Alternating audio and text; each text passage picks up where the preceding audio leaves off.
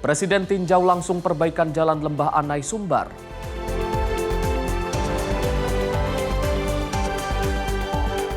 Remisi tambahan untuk napi bantu korban bencana.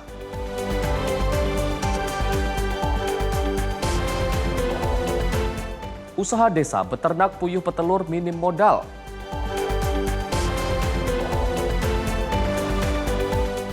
Tim reformasi Polri tuntaskan penyerapan aspirasi.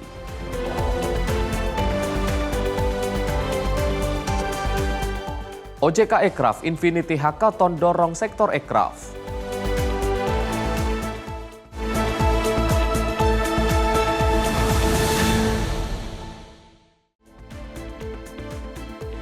Halo, selamat pagi pemirsa, menemani Anda mengawali hari. Kami hadirkan rangkuman informasi terupdate seputar peristiwa dari dalam dan luar negeri. Bersama saya Arif Rifai, inilah Menyapa Indonesia Pagi, selengkapnya untuk Anda.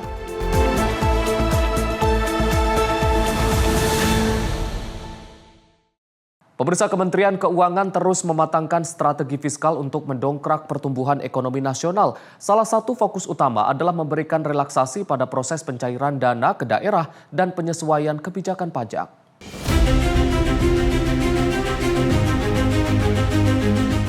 Menteri Keuangan Purbaya Yudi Sadewa menyatakan bahwa ekonomi Indonesia diprediksi akan mengalami rebound pada tahun 2025 untuk mencapai target pertumbuhan di atas 5%. Pemerintah akan mempermudah relaksasi persyaratan pencairan dana transfer ke daerah, khususnya bagi wilayah yang sedang tertimpa bencana. Selain itu, terkait dengan kebijakan perpajakan, pemerintah akan melihat kondisi di lapangan untuk melakukan penyesuaian yang diperlukan bagi industri domestik. Purbaya juga menegaskan sinergi antara mesin fiskal, moneter, dan sektor swasta sangat penting agar ekonomi dapat tumbuh lebih cepat menuju angka 6% pada tahun-tahun mendatang.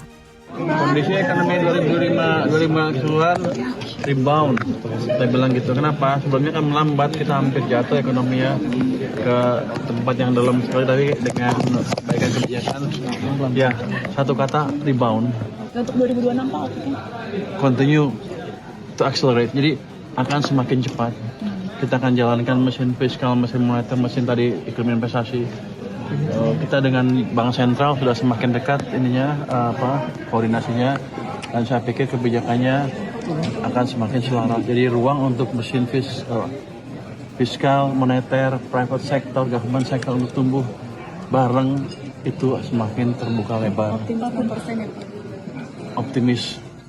Kebijakan ini diharapkan dapat memberikan ruang gerak lebih besar bagi sektor real dan juga menjaga daya beli masyarakat di tengah tantangan ekonomi global. Dari Jakarta, Dio Balau, Simpo TV melaporkan. Pemirsa, Presiden Prabowo meninjau perbaikan jalan Lembah Anai di Sumbar yang amblas akibat bencana. Pemerintah memastikan pemulihan infrastruktur untuk kelancaran mobilitas masyarakat. Presiden Prabowo Subianto meninjau langsung progres perbaikan jalan Lembah Anai, Kabupaten Tanah Datar, Sumatera Barat pada Kamis 18 Desember 2025. Jalan ini sebelumnya terdampak banjir bandang dan tanah longsor, sehingga amblas dan mengganggu mobilitas dari Padang ke Bukit Tinggi. Peninjauan ini menjadi titik terakhir rangkaian kunjungan Prabowo ke wilayah terdampak bencana di Sumatera Barat. Prabowo memastikan pemulihan infrastruktur strategis terus berjalan untuk mengembalikan konektivitas dan mendukung aktivitas masyarakat. Perbaikan dilakukan secara bertahap dengan tetap mengutamakan keselamatan pengguna jalan. Pemerintah daerah bersama instansi terkait telah membuka uji coba terbatas bagi kendaraan roda 4 mulai 16 hingga 21 Desember 2025 untuk mendukung kelancaran arus lalu lintas menjelang libur Natal dan Tahun Baru. Untuk mempercepat perbaikan, PT Hutama Karya Infrastruktur menurunkan 23 unit ekskavator dan 1 unit bor pile untuk pembangunan pondasi jalan. Sebelumnya, Kepala Negara juga meninjau posko pengungsian dan progres pembangunan jembatan terdampak bencana. Presiden menegaskan pemerintah akan bekerja keras memastikan pemulihan fungsi infrastruktur di wilayah terdampak bencana di Sumatera. Tim redaksi Simpo TV melaporkan.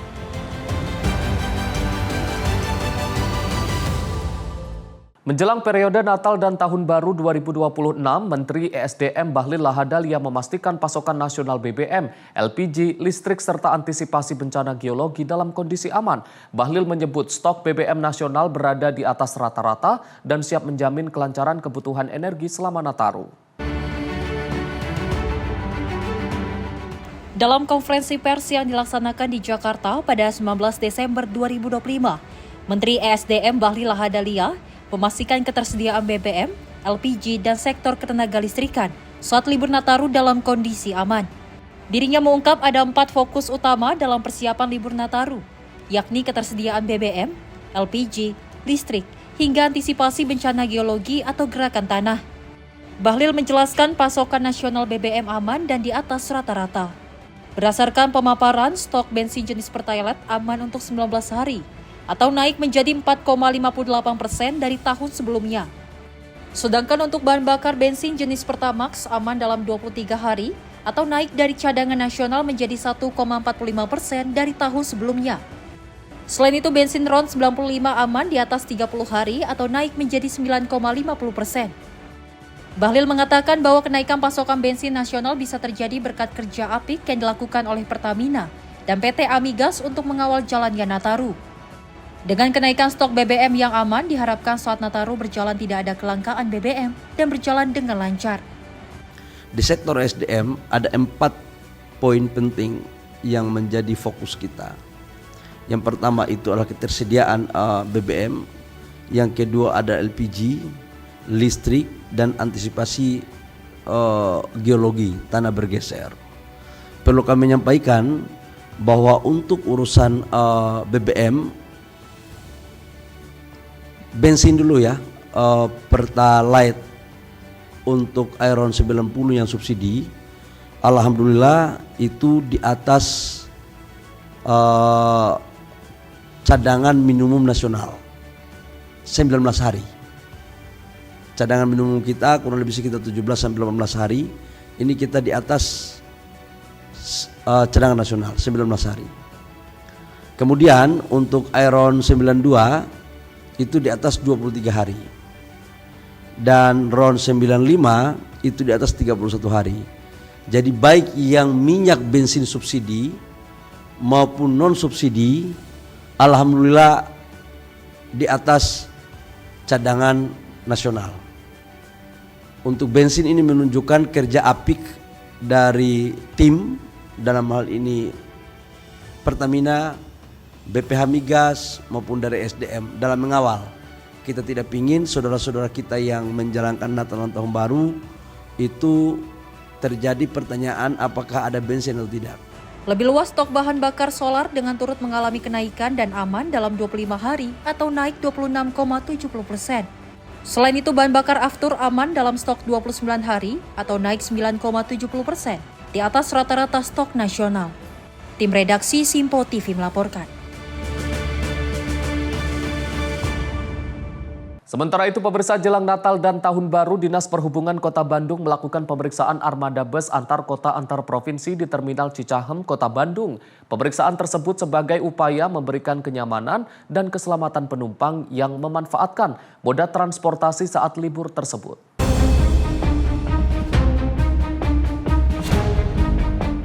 Petugas dari Dinas Perhubungan Jumat siang memeriksa kelayakan armada bus di Terminal Cicahem, Kota Bandung. Pemeriksaan bus seperti setir, kemudi, rem, fungsi lampu, hingga klakson serta kelengkapan surat bus dilakukan guna menjamin kelayakan jalan armada. Kepala Terminal Cicahem cek berkala jelang libur Natal dan Tahun Baru, terus dilakukan hingga puncak arus mudik Nataru pada 24 dan tanggal 28 Desember. Pelayanan dalam Nataru ini untuk memberikan suatu keselamatan, kenyamanan bagi pengguna jalan, yang khususnya untuk penumpang yang akan bertujuan mudik. Sebenarnya kami di sini mengadakan racek, memberikan suatu keselamatan, kenyamanan bagi pengguna jasa angkutan terminal, penumpang. Ada untuk berapa armadanya Pak yang weekend semua? Kita baru mencek 2 armada ya. Dari 2 armada itu untuk tentu lolos untuk di jalan dan operasional. Kalau di sini kami menyediakan armada untuk event Nataru dan Nataru untuk Nataru 2025-2026 ini kami menyediakan sebanyak armada 165 armada reguler. Ditambah armada bantuan untuk armada cadangan bila mana itu terjadi penumpukan di dalam terminal, kami mengeluarkan dari Camry sebanyak 10 buah. Dan kami juga menyediakan chip atau tempat duduk 7.875. Pihaknya pun akan mengembalikan bus yang kedapatan tidak layak uji di Terminal Cicahem. Bahkan apabila adanya lonjakan penumpang pun, pihak terminal akan menyiagakan bus cadangan untuk mengangkut ke wilayah tujuan penumpang baik antar provinsi maupun antar kota. Dari Bandung, Jawa Barat, jurnalis Info TV melaporkan. Dalam rangka mengamankan arus lalu lintas menjelang libur Natal dan Tahun Baru, Direktorat Lalu Lintas Polda Metro Jaya melalui Satuan Patroli Jalan Raya melaksanakan kegiatan penyekatan kendaraan Sumbu 3. Kegiatan ini dilaksanakan dalam rangka Operasi Lilin yang dimulai pada hari ini hingga tanggal 2 Januari 2026. Petugas dari Direktorat Lalu Lintas Polda Metro Jaya melakukan penyekatan atau pembatas kendaraan Sumbu 3 di ruas tol Interchange Cawang pada Jumat dini hari. Kegiatan ini sebagai salah satu titik strategis pengaturan arus kendaraan untuk mencegah kepadatan dan menjaga kelancaran lalu lintas selama libur Natal 2025 dan Tahun Baru 2026. Petugas dari Satuan PJR Direktorat Lalu Lintas Polda Metro Jaya mengecualikan kendaraan Sumbu 3 yang diperbolehkan melintas seperti truk pengangkut bahan bakar minyak atau BBM dan BBG, truk pengangkut sembako, dan truk pengangkut bantuan bencana alam, sesuai dengan surat keputusan bersama antara Polri dan Kementerian Perhubungan dan Kementerian Pekerjaan Umum. Pembatasan kendaraan Sumbu 3 atau lebih ini akan dilaksanakan hingga tanggal 2 Januari 2026 mendatang. Kami Satuan PJR di Lantas Polda Metro Jaya melakukan kegiatan pembatasan kendaraan angkut barang sesuai dengan SKB 3 instansi yaitu Polri, Kemenhub, dan Kementerian PU. Dalam kegiatan hari ini masih kami temukan banyak kendaraan Sumbu 3 yang lewat, yang kemudian berdasarkan analisa, banyak supir-supir yang masih belum mengetahui adanya kegiatan pembatasan kendaraan Sumbu 3 ini. Dalam kegiatan ini juga ada kendaraan yang dikecualikan, yaitu kendaraan BBM, BBG, kemudian kendaraan terkait dengan bencana alam, hantaran uang, maupun kendaraan yang membawa sembako. Kami menghimbau kepada pengemudi maupun pemilik kendaraan trailer untuk dapat mematuhi SKB yang sudah dikeluarkan oleh pemerintah demi kelancaran dan keamanan bersama dalam rangka kegiatan Natal dan Tahun Baru. Petugas PJR dari Polda Metro Jaya juga belum menerapkan sistem tilang di tempat dan hanya mengimbau kepada para sopir. Diharapkan pihak terkait seperti Dinas Perhubungan juga ikut serta dalam berkoordinasi dengan perusahaan angkutan barang agar membatasi perjalanan truk selama libur Natal dan Tahun Baru. Tim Redaksi Info TV melaporkan. Badan Penanggulangan Bencana PDI Perjuangan menggelar seminar mitigasi bencana dan pertolongan korban bencana alam di Jakarta International Equestrian Park, Pulau Mas, Jakarta Timur. Acara tersebut dihadiri langsung oleh Ketua Umum PDI Perjuangan Megawati Soekarno Putri.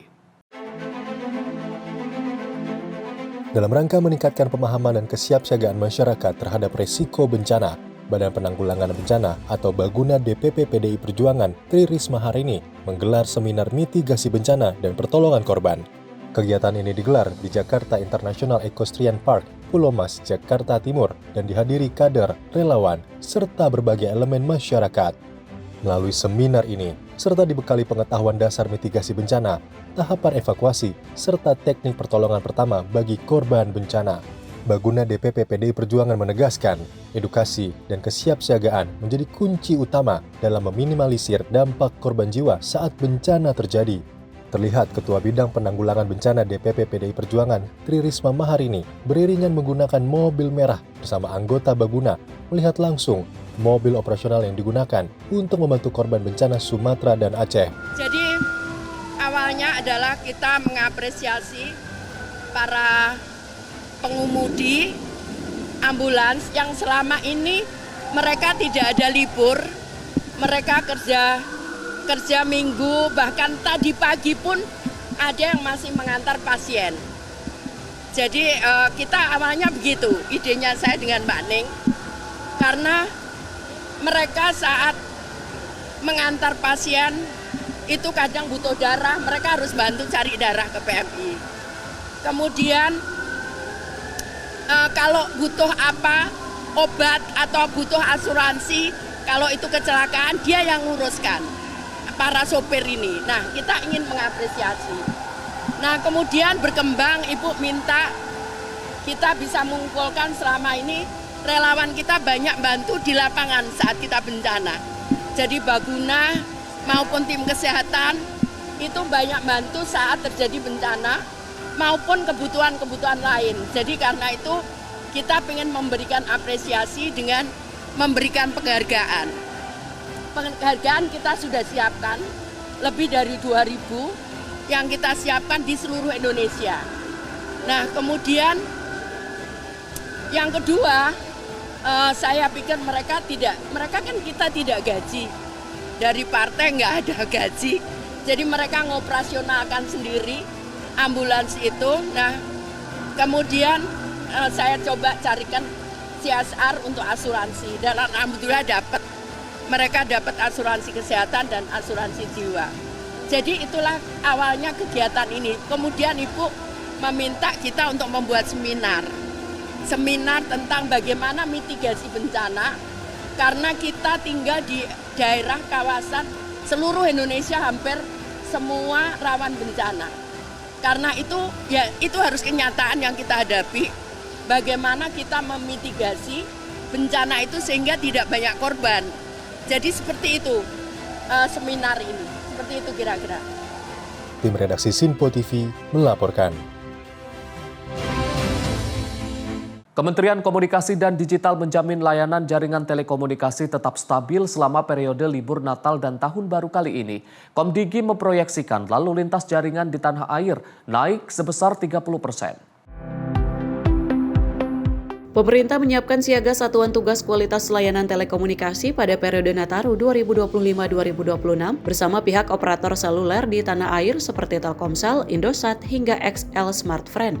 Menteri Komunikasi dan Digital Mutia Hafid mengatakan, layanan telekomunikasi selama libur Nataru menjadi fokus bersama untuk memberikan kenyamanan dan keselamatan bagi para pelanggan operator seluler di tanah air. Peningkatan kualitas internet dilakukan untuk menindaklanjuti prediksi lalu lintas telekomunikasi akan mengalami kenaikan sebesar 30% selama libur Nataru ini. Selain itu, pemerintah menegaskan pihak operator juga akan menyiapkan paket promo bagi para masing-masing pelanggan selama periode ini. Posko siaga kualitas layanan telekomunikasi tersebar di 255 titik strategis di tanah air selama 19 Desember 2025 hingga 4 Januari 2026. Jadi kita hari ini sudah melepas semua yang akan bergiat baik di posko-posko monitoring yang dari Komdigi dan juga bersama operator seluler. Totalnya kalau saya tidak salah tepatnya ada 255 posko bersama yang akan bekerja mulai dari hari ini sampai tanggal 4 Januari untuk memastikan layanan berjalan dengan baik. Kita memprediksi ada kenaikan 30% traffic untuk libur Nataru ini, dan karena itu tadi persiapan dilakukan, termasuk yang disampaikan Bapak Presiden bahwa beliau mengingatkan peringatan dari BMKG ada kemungkinan curah hujan yang tinggi, sehingga tadi kita juga memastikan kepada operator seluler tidak hanya posko-poskonya menjaga konektivitasnya, tapi power supply-nya dalam bentuk genset, baterai-baterai itu juga disiapkan dalam kerangka memitigasi kemungkinan adanya curah hujan yang tinggi di ujung tahun ini. Dari Jakarta, Max Munte, Azizul Hakim, Sinpo TV melaporkan. Pemirsa, Kementerian Pertahanan memberikan pembekalan prosedur kedaruratan di daerah rawan kepada 42 jurnalis untuk membekali awak media dengan kemampuan dasar pertolongan taktis saat bertugas di lapangan. Dalam pembekalan ini, peserta dilatih menangani luka tembak, menghentikan pendarahan sejak detik pertama hingga teknik evakuasi korban secara aman sebagai langkah penyelamatan awal dalam situasi darurat. Dan berikut informasi dari reporter Sinpo TV Jihan Nabila. Pemirsa Sinpo TV, dalam situasi rawan ataupun konflik, tentunya luka tembak menjadi ancaman serius yang dapat merenggut nyawa dalam hitungan menit ataupun detik akibat pendarahan hebat. Nah, karena itu penguasaan pertolongan taktis dasar di lapangan tentunya ini menjadi keterampilan yang sangat penting, terutama untuk menghentikan pendarahan sejak menit ataupun detik pertama saat terkena luka tembakan. Dalam pembekalan prosedur kedaruratan di daerah rawan yang digelar oleh Kementerian Pertahanan, saya diajarkan bagaimana cara melakukan penanganan awal untuk menghentikan pendarahan sejak detik pertama ataupun menit kejadian. Dalam pembekalan prosedur kedaruratan di daerah rawan, jurnalis dibekali kemampuan dasar pertolongan taktis di lapangan. Materi difokuskan pada penanganan awal luka tembak, terutama untuk menghentikan pendarahan sejak detik pertama. Peserta dilatih menggunakan tourniquet serta kasa atau pembalut cepat untuk mengendalikan pendarahan hebat. Pelatihan ini diberikan oleh prajurit TNI sebagai bekal keselamatan diri sebagai jurnalis saat bertugas meliput di wilayah rawan ataupun konflik. Selain penanganan pendarahan, peserta juga mendapatkan pembekalan untuk evakuasi korban di lapangan. Materi meliputi cara membawa korban menggunakan tandu serta penanganan awal bagi korban yang mengalami patah tulang. Prajurit TNI juga turut memberikan simulasi terkait teknik pemindahan korban yang aman dan terukur untuk menghindari cedera tambahan selama proses evakuasi. Pembekalan ini menjadi bagian penting dalam menjaga keselamatan korban hingga mendapatkan penanganan medis lanjutan. Nah pemirsa, untuk penanganan awal luka tembak di lapangan tentunya memang difokuskan pada upaya menghentikan pendarahan, yakni menggunakan tourniquet, kemudian serta kasa ataupun pembalut cepat pada area yang terluka. Nah, tindakan yang cepat, tepat, dan juga terukur ini tentunya dapat menjadi penentu keselamatan bagi korban sebelum mendapatkan penanganan medis lanjutan. Karena dalam kondisi darurat tentunya respon pertama adalah kunci untuk menyelamatkan nyawa. Dari Karawang, Jihan Nabila, Simpo TV melaporkan. Kementerian Haji dan Umroh Republik Indonesia menyelenggarakan seleksi petugas penyelenggaraan ibadah haji pusat tahun 1447 Hijriah di Asrama Haji Pondok Gede, Jakarta pada 18 Desember 2025. Menteri Haji dan Umroh RI Muhammad Irfan Yusuf menegaskan bahwa petugas haji berada di garda terdepan dalam memberikan pelayanan, pembinaan, dan pelindungan kepada jamaah. Kementerian Haji dan Umroh RI menyelenggarakan seleksi petugas penyelenggaraan ibadah haji pusat tahun 1447 Hijriah atau 2026 Masehi di Asrama Haji Pondok Gede, Jakarta pada 18 Desember 2025. Seleksi ini merupakan salah satu langkah untuk menyaring dan menetapkan petugas penyelenggaraan ibadah haji pusat yang kompeten, moderat, profesional, serta memiliki integritas dan dedikasi yang tinggi. Menteri Haji dan Umroh RI Muhammad Irfan Yusuf menegaskan bahwa petugas haji berada di garda terdepan dalam memberikan pelayanan, pembinaan, dan juga pelindungan kepada jemaah. Petugas harus hadir sebagai pelayan tamu-tamu Allah yang melayani dengan sepenuh hati dan tanpa batasan waktu. Menurutnya, perlindungan kepada jemaah harus diberikan secara adil, melampaui perbedaan latar belakang sosial, pendidikan, maupun kondisi personal. Tahun ini adalah tahun pertama Kementerian Haji dan Umroh menyelenggarakan proses haji. Semuanya, termasuk seleksi untuk tugas haji. Karena itu, kami ingin benar-benar berjalan dengan baik, sesuai aturan, dan terutama bersih penyelenggaraan, bersih prosesnya, bersih semuanya. Saya pada panitia saya tekankan tidak ada permainan-permainan di sini, baik permainan oleh panitia maupun permainan oleh peserta. Lebih lanjut, Menha juga menyampaikan bahwa melalui proses seleksi ini diharapkan lahir petugas haji yang berintegritas, berempati, dan siap mengemban amanah besar untuk menjaga keamanan, kenyamanan, keselamatan, serta martabat jemaah haji Indonesia. Tim redaksi Simpo TV melaporkan. CEO Danantara Rosan Roslani memulai langkah awal pengembangan dan akuisisi aset perhotelan dalam rangka membangun kampung haji di Mekah. Hal tersebut dieksekusi melalui kemitraan strategis dengan Taher Development Company. Setelah penantian panjang, harapan bangsa Indonesia untuk memiliki fasilitas yang mampu memaksimalkan pengalaman ibadah haji dan umroh kini mulai terwujud. Berdasarkan akun resmi CEO Danantara Rosan Roslani, didampingi CIO Danantara Pandu Syahrir, menjalin kemitraan strategis antara Danantara Investment Management dan Taher Development Company dengan memulai langkah awal yang terukur untuk memperkuat kehadiran investasi Indonesia di Mekah. Pengembangan dan akuisisi aset perhotelan, serta real estate di kawasan Taher City, sekitar 2,5 km dari Masjidil Haram, menjadi bagian dari visi jangka panjang Danantara dalam meningkatkan kualitas layanan bagi jutaan jemaah haji dan umroh tanah air. We are here to do the signing of our partnership, our collaboration in Mecca between Danantara Indonesia and Taher Development Company, because we have a pilgrim over 2 million every year. They are the guests of Allah.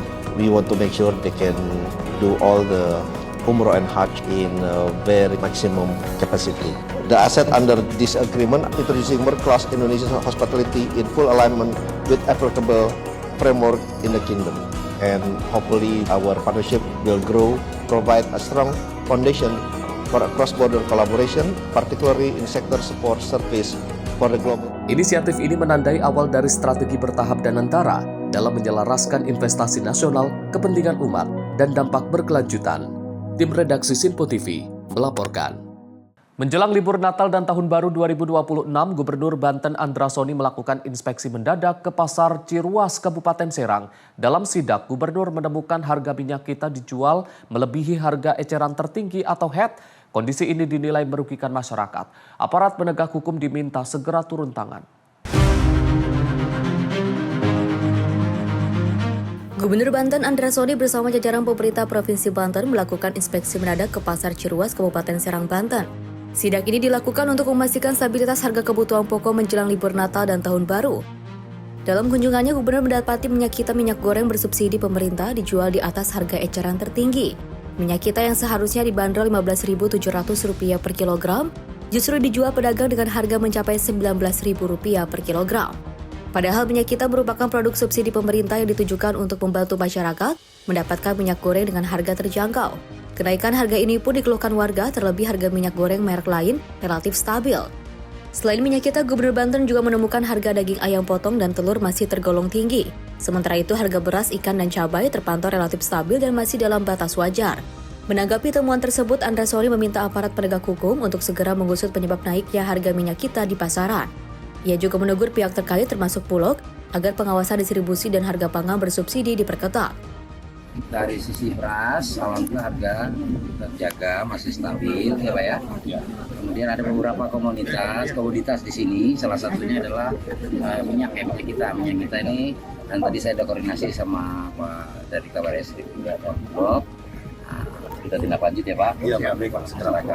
Kemudian cabai merah, cabai keriting kemarin sempat naik 2 hari yang lalu. Nah, alhamdulillah hari ini udah kembali turun. Kemudian harga ayam masih tinggi. Ya, mudah-mudahan nanti kita dapat segera solusinya. Dan harapan masyarakat tadi adalah harga supaya stabil, supaya daya beli masyarakat terjamin. Nanti insya Allah kami akan koordinasikan salah satu melalui gerakan pangan murah dan lain-lain agar daya beli masyarakat terjaga. Ya, tadi kita ada diskusi tindak lanjut nanti dari Bulog. Pak, kalau alur distribusi aman nggak Pak? Kenapa? Alur distribusinya? Alhamdulillah masih terkendali, masih aman. Terus inflasi kita juga insya Allah masih terkendali. Kalau untuk pasokan? Pasokan insya Allah. Stok tadi disampaikan untuk beras di gudang Serang aja masih ada 12.200 insya Allah. Dan di pangan juga kita aman ya. Di cadangan pangan pemerintah juga alhamdulillah. Untuk menjaga daya beli masyarakat, pemerintah Provinsi Banten memastikan akan terus melakukan langkah stabilisasi harga, salah satunya melalui pelaksanaan gerakan pangan murah. Sementara untuk ketersediaan beras, Gubernur memastikan stok aman dengan jumlah yang mencapai 12.200 ton, cukup untuk memenuhi kebutuhan masyarakat selama libur Natal dan Tahun Baru 2026. Dari Serang, Banten, Firman Arif, Sinpo TV melaporkan. Presiden fokus pemulihan daerah bencana. Informasi selengkapnya usai jeda. Tetaplah bersama kami di Menyapa Indonesia Pagi.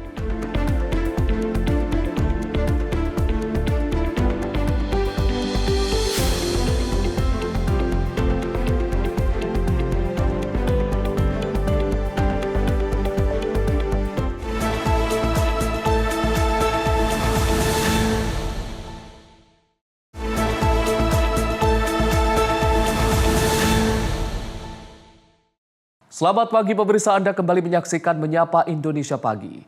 Menteri Sekretaris Negara Prasetyo Hadi memaparkan fokus kunjungan Presiden Prabowo Subianto di Sumatera Barat. Dan kunjungan ini mencakup Agam, Padang Pariaman, dan Jembatan Lembah Anai untuk memastikan percepatan pemulihan pasca bencana.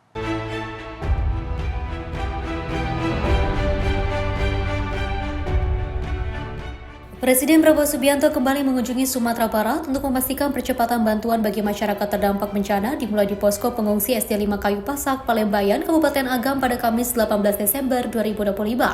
Wilayah ini menjadi salah satu yang paling terdampak banjir dan longsor.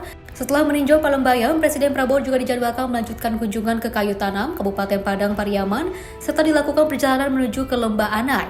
Di Lembah Anai, Presiden akan memantau jembatan Bailey yang juga telah selesai dibangun untuk mempercepat pemulihan akses transportasi. Menteri Sekretaris Negara Prasetyo Hadi juga menyampaikan apresiasi kepada seluruh pihak yang terlibat termasuk BNPB, Basarnas, pemerintah provinsi, kabupaten, dan warga yang bergotong royong dalam penanganan bencana, serta mengajak doa agar kondisi wilayah terdampak dapat segera pulih. Pada siang hari ini Bapak Presiden mengakhiri kunjungan ke Provinsi Sumatera Barat setelah tadi malam beliau bermalam di Kota Padang dan kemudian juga langsung menggelar rapat bersama dengan beberapa menteri dan jajaran kepala staf angkatan. Banyak hal dibicarakan, tidak hanya berkenaan dengan masalah bencana. Beliau memanfaatkan waktu dan kesempatan dapat berkumpul bersama dengan jajaran terkait untuk membicarakan beberapa hal. Ada yang berkenaan dengan masalah pertahanan, ada yang berkenaan dengan masalah Kementerian Dalam Negeri, ada juga beliau mendapatkan laporan mengenai perkembangan Komite Reformasi Kepolisian karena juga hadir Bapak Kapolri tadi malam. Nah, hari ini beliau melanjutkan untuk mengunjungi daerah-daerah yang terdampak. Tadi dimulai dari wilayah Kayu Pasak di Palembayan, Kabupaten Agam. Di sana beliau menengok pengungsi yang mulai hari ini sudah dibangun hunian sementara karena memang sekarang fokusnya khusus di daerah Sumatera Barat kita harus sudah fokus untuk masalah hunian sementara dan jika memungkinkan untuk segera dilakukan relokasi menjadi hunian tetap. Tim redaksi Simpo TV melaporkan.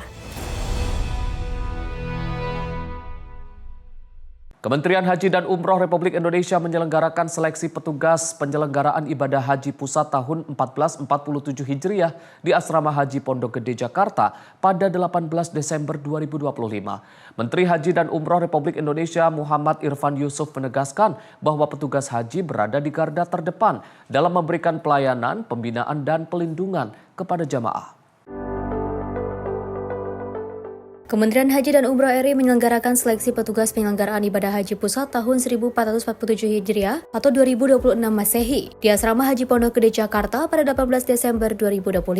Seleksi ini merupakan salah satu langkah untuk menyaring dan menetapkan petugas penyelenggaraan ibadah haji pusat yang kompeten, moderat, profesional, serta memiliki integritas dan dedikasi yang tinggi. Menteri Haji dan Umroh RI Muhammad Irfan Yusuf menegaskan bahwa petugas haji berada di garda terdepan dalam memberikan pelayanan, pembinaan, dan juga pelindungan kepada jemaah. Petugas harus hadir sebagai pelayan tamu-tamu Allah yang melayani dengan sepenuh hati dan tanpa batasan waktu. Menurutnya, perlindungan kepada jemaah harus diberikan secara adil, melampaui perbedaan latar belakang sosial, pendidikan, maupun kondisi personal. Tahun ini adalah tahun pertama Kementerian Haji dan Umroh menyelenggarakan proses haji. Semuanya, termasuk seleksi untuk tugas haji. Karena itu, kami ingin benar-benar berjalan dengan baik, sesuai aturan, dan terutama bersih penyelenggaraan, bersih prosesnya, bersih semuanya. Saya pada panitia saya tekankan tidak ada permainan-permainan di sini, baik permainan oleh panitia maupun permainan oleh peserta. Lebih lanjut, Menhan juga menyampaikan bahwa melalui proses seleksi ini diharapkan lahir petugas haji yang berintegritas, berempati, dan siap mengemban amanah besar untuk menjaga keamanan, kenyamanan, keselamatan, serta martabat jemaah haji Indonesia. Tim redaksi Simpo TV melaporkan. Menko PMK Pratikno menegaskan biaya sewa untuk menempati hunian tetap atau huntap yang dibangun oleh pemerintah tidak akan dibebankan kepada korban bencana. Pembangunan hunian tersebut merupakan bentuk tanggung jawab dan kepedulian negara terhadap masyarakat terdampak bencana.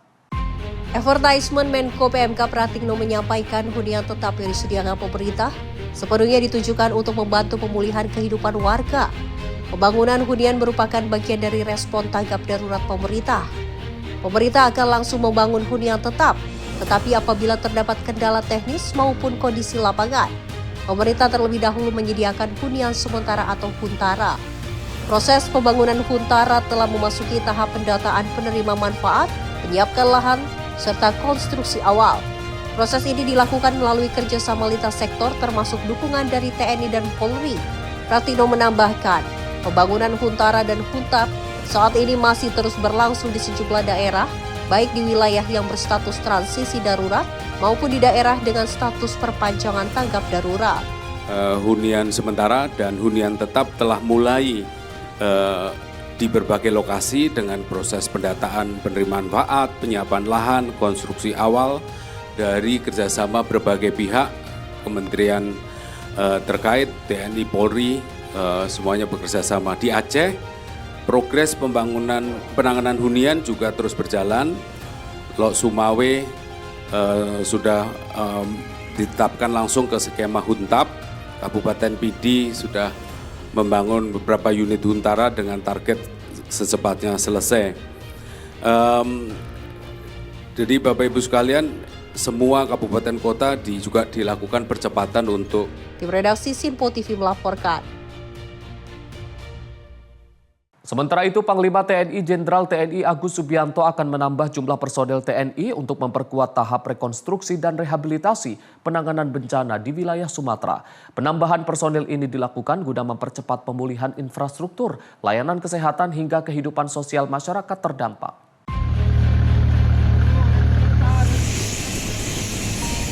Panglima TNI Jenderal TNI Agus Subianto menyatakan akan menambah personel TNI untuk mempercepat proses rekonstruksi dan rehabilitasi pasca bencana di wilayah Sumatera. Hal ini disampaikan pada konferensi pers di Lanut Halim Perdana Kusuma, Jakarta, Jumat 19 Desember 2025. Agus menyebut TNI telah mengerahkan sebanyak 36.000 lebih personel dan akan ditingkatkan pada tahap pemulihan lanjutan. Tambahan personel tersebut akan difokuskan dari Satuan Zeni, Unit Teritorial Pembangunan, serta tenaga kesehatan. Agus menjelaskan personel akan dilibatkan dalam berbagai pekerjaan lapangan, mulai dari pemasangan jembatan bailey, pembangunan hunian sementara dan permanen, pembersihan lumpur dan material banjir, serta normalisasi jalan. Selain itu, TNI juga memperkuat dukungan layanan kesehatan termasuk trauma healing, penyediaan air bersih dan distribusi logistik bagi warga terdampak. Badan personil TNI yang sudah existing sekarang jumlah 36.636 orang dan akan ada penambahan personil yaitu dalam tahap rekonstruksi rehabilitasi nanti dari batalion Seni dan Yon TP dan Nakes, yaitu akan membantu pemasangan jembatan beli, kemudian pembuatan hunian sementara dan hunian tetap, kemudian pembersihan lumpur dan kayu, kemudian normalisasi jalan, dan melanjutkan distribusi logistik, kemudian penanganan kesehatan, melakukan trauma healing, penyiapan air bersih, pendistribusian hasil bumi yang sudah dilakukan dari Bener Meriah dibawa ke Medan dan Halim, yaitu sayur mayur dan cabai kemarin sejumlah 52 ton. Kemudian evakuasi medis warga tetap dilakukan. Kemudian alutsista yang jumlahnya 84 unit akan melanjutkan dukungan logistik dengan cara air landed dan air drop tiap hari beberapa sorti. Kemudian membawa peralatan PLN dan BBM, membawa tambahan kendaraan kesehatan dan dapur lapangan, membawa tim nakes dan alat berat, dan membawa beras. Nah, logistik yang sudah didistribusi sejumlah 2.428 ton yang melalui angkutan udara, melalui airdrop, melalui KRI, melalui kapal ADRI, dan bantuan melalui jalur darat. Selanjutnya penyiapan dan pemasangan jembatan beli. Sudah disiapkan 32 jembatan beli di 3 provinsi. Di wilayah Aceh 18 jembatan beli. Jihan Nabila, Simpo TV melaporkan. Pemirsa, pemerintah terus mempercepat penanganan dampak bencana di wilayah Sumatera meliputi Aceh, Sumatera Utara, dan Sumatera Barat melalui pemulihan infrastruktur dasar, konektivitas wilayah, serta dukungan layanan informasi dan pemulihan sosial bagi masyarakat terdampak. Menteri PU mencatat total 80 jalan nasional yang terdampak di Aceh, Sumut, dan Sumbar per hari ini 81% sudah berfungsi kembali.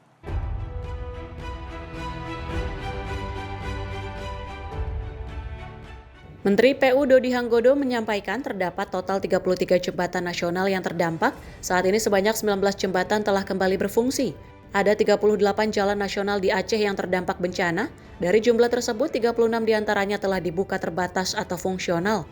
Sedangkan di Sumatera Utara, 10 dari 12 jalan terdampak telah dibuka fungsional. Adapun di Sumatera Barat, baru 1 jalan nasional yang telah dibuka fungsional. Di akhir Desember 2025, pemerintah menargetkan dapat menyelesaikan semua kebutuhan untuk jalan-jalan nasional dan juga jembatan-jembatan nasional. Ada total sekitar 80 jalan nasional yang terdampak di Aceh, Sumut, dan Sumbar. Alhamdulillah per detik ini 81% sudah fungsional. Itu TNI Angkatan Darat dan juga oleh masyarakat setempat. Kalau kita bagi, misalnya Aceh, jalan nasional yang terdampak itu 38, 26 sudah bisa fungsional, dan 12 kita lagi perbaiki bersama-sama dengan TNI dan masyarakat. Demikian juga dengan Sumut, 12 yang terdampak, 10 alhamdulillah sudah bisa fungsional, dan 2 kita masih kerjakan bersama-sama. Sumbar 30, sudah fungsional 29, 1 masih terdampak. Tapi sebetulnya 1 ini sudah fungsional dari kemarin. Nah, untuk jembatan sendiri, jembatan nasional itu ada totalnya 33. 33 itu sudah fungsional hampir sekitar 60%, sekitar 19 jembatan yang masih butuh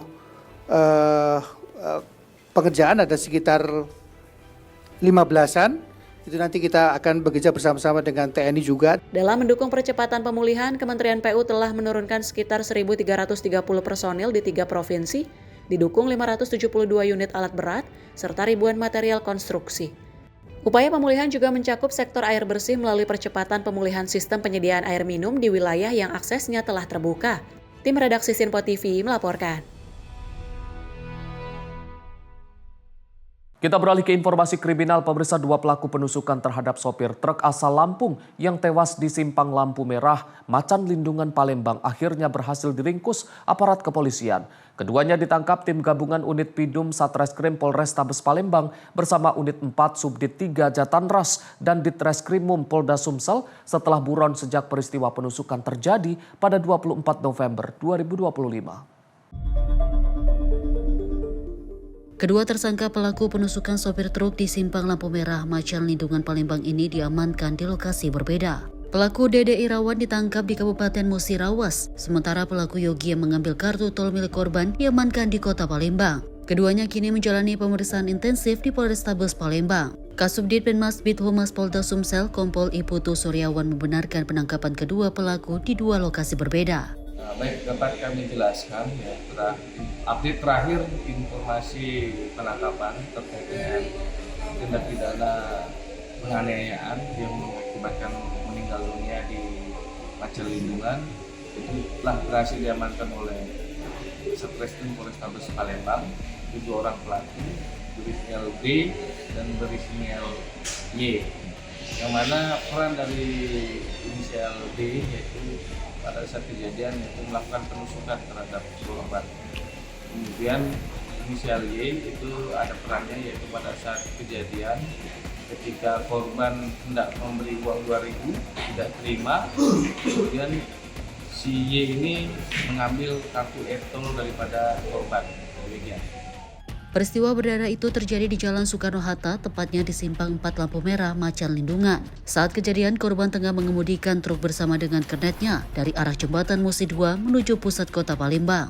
Saat berhenti di lampu merah, datang orang tak dikenal mendekati mobil truk untuk meminta uang. Korban sempat memberikan uang pecahan kecil, namun ditolak oleh para pelaku. Saat korban hendak melanjutkan perjalanan, para pelaku memaksa dan terjadi cekcok hingga salah satu pelaku menusuk korban. Akibat luka tusuk tersebut, korban tewas di lokasi kejadian, sementara para pelaku langsung melarikan diri. Dari Palembang, Sumatera Selatan, jurnalis Sinpo TV melaporkan. TNI Angkatan Darat bersama pemerintah daerah terus mempercepat pembangunan hunian sementara atau huntara bagi warga terdampak bencana alam di Palembayan, Kabupaten Agam, Sumatera Barat. Pembangunan huntara ini dilakukan sebagai langkah pemulihan awal agar masyarakat terdampak dapat segera menempati hunian yang layak. Satgas Penanggulangan Bencana Alam Kodam 20 Tuanku Imam Bonjol bersama pemerintah daerah melaksanakan pembangunan hunian sementara bagi warga terdampak bencana di wilayah Palembayan, Kabupaten Agam. Personil Yonif TP 897 SGL dan Kodim 0304 Agam bahu-membahu dengan BPBD, relawan, serta masyarakat setempat dalam mempercepat pembangunan huntara melalui gotong royong. Pembangunan huntara ini ditujukan agar warga terdampak bencana dapat segera menempati tempat tinggal yang aman sambil menunggu pembangunan hunian permanen.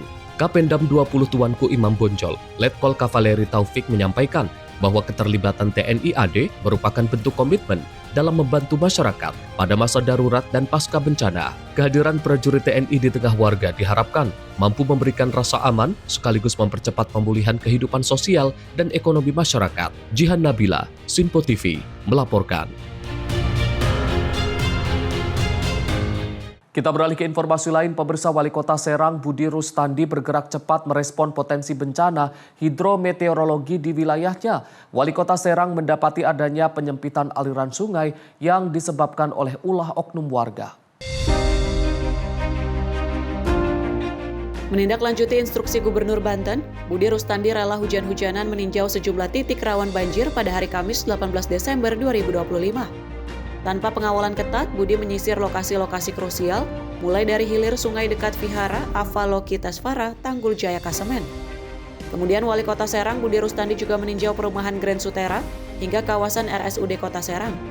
Langkah yang dilakukan ini diambil untuk memastikan kesiapsiagaan daerah menghadapi cuaca ekstrim berkaca dari bencana alam yang melanda Sumatera baru-baru ini. Dalam tinjauan tersebut, Budi menemukan penyebab utama banjir di kawasan hilir. Ia mendapati adanya penyempitan aliran sungai yang disebabkan oleh ulah oknum warga. Oknum tersebut sengaja membuat empang tambak ikan dan mengontrakannya untuk keuntungan pribadi, namun mengorbankan masyarakat luas hingga memicu banjir di area tanggul. Merespon temuan itu, Budi langsung memerintahkan Dinas Pekerjaan Umum Kota Serang berkoordinasi dengan PU Provinsi Banten. Ia meminta alat berat segera diturunkan untuk membongkar bangunan liar atau empang yang menyempitkan sungai tersebut sampai tuntas. Budi juga memberikan ultimatum keras. Ia menginstruksikan camat dan lurah untuk memanggil oknum warga terkait. Jika mereka melawan saat penertiban, Budi memastikan akan menempuh jalur hukum karena tindakan tersebut merugikan publik. Tim redaksi Sinpo TV melaporkan. Pemprov Jakarta melakukan pemeriksaan menyeluruh terhadap lebih dari 3.500 gedung menyusul kebakaran maut di kantor Teradron Jakarta Pusat.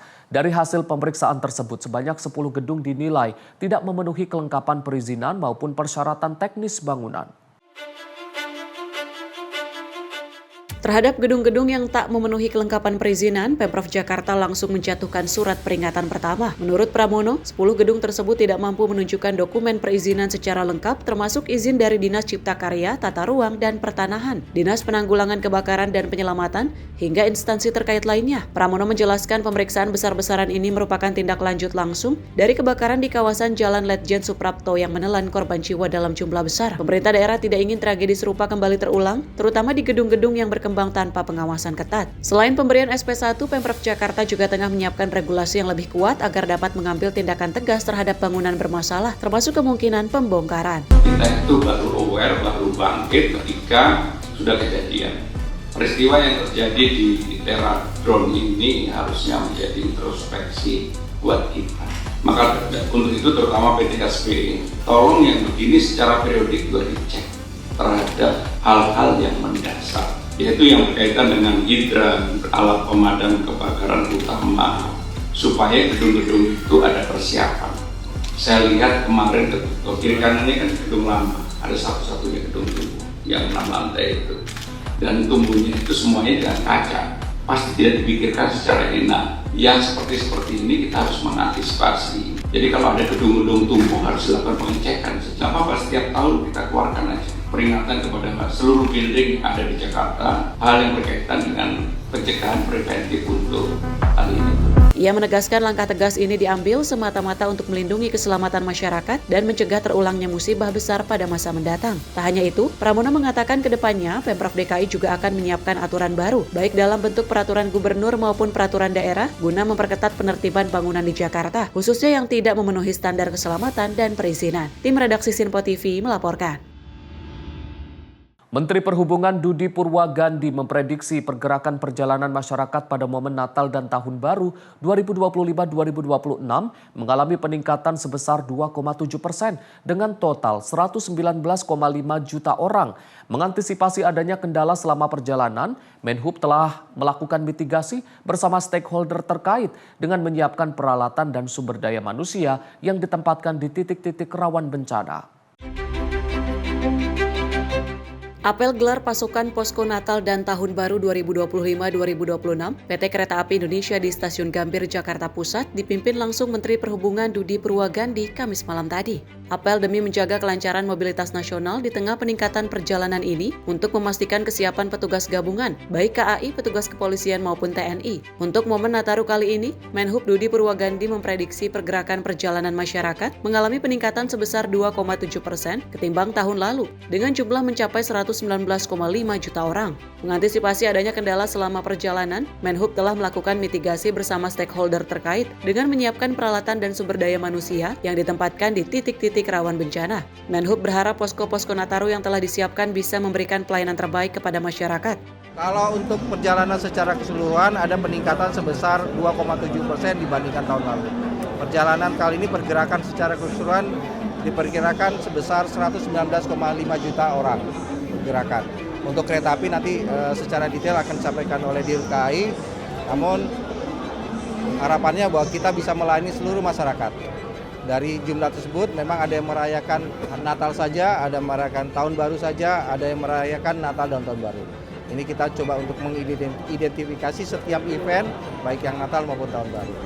PT KAI sendiri telah menetapkan masa angkutan Nataru selama 18 hari yang dimulai pada hari ini 18 Desember hingga 4 Januari 2026 nanti. Selama momen tersebut, KAI telah menyiapkan kereta Nataru dengan kapasitas mencapai 49.335.448 tempat duduk. Dari Jakarta, Dio Malau, Sinpo TV melaporkan.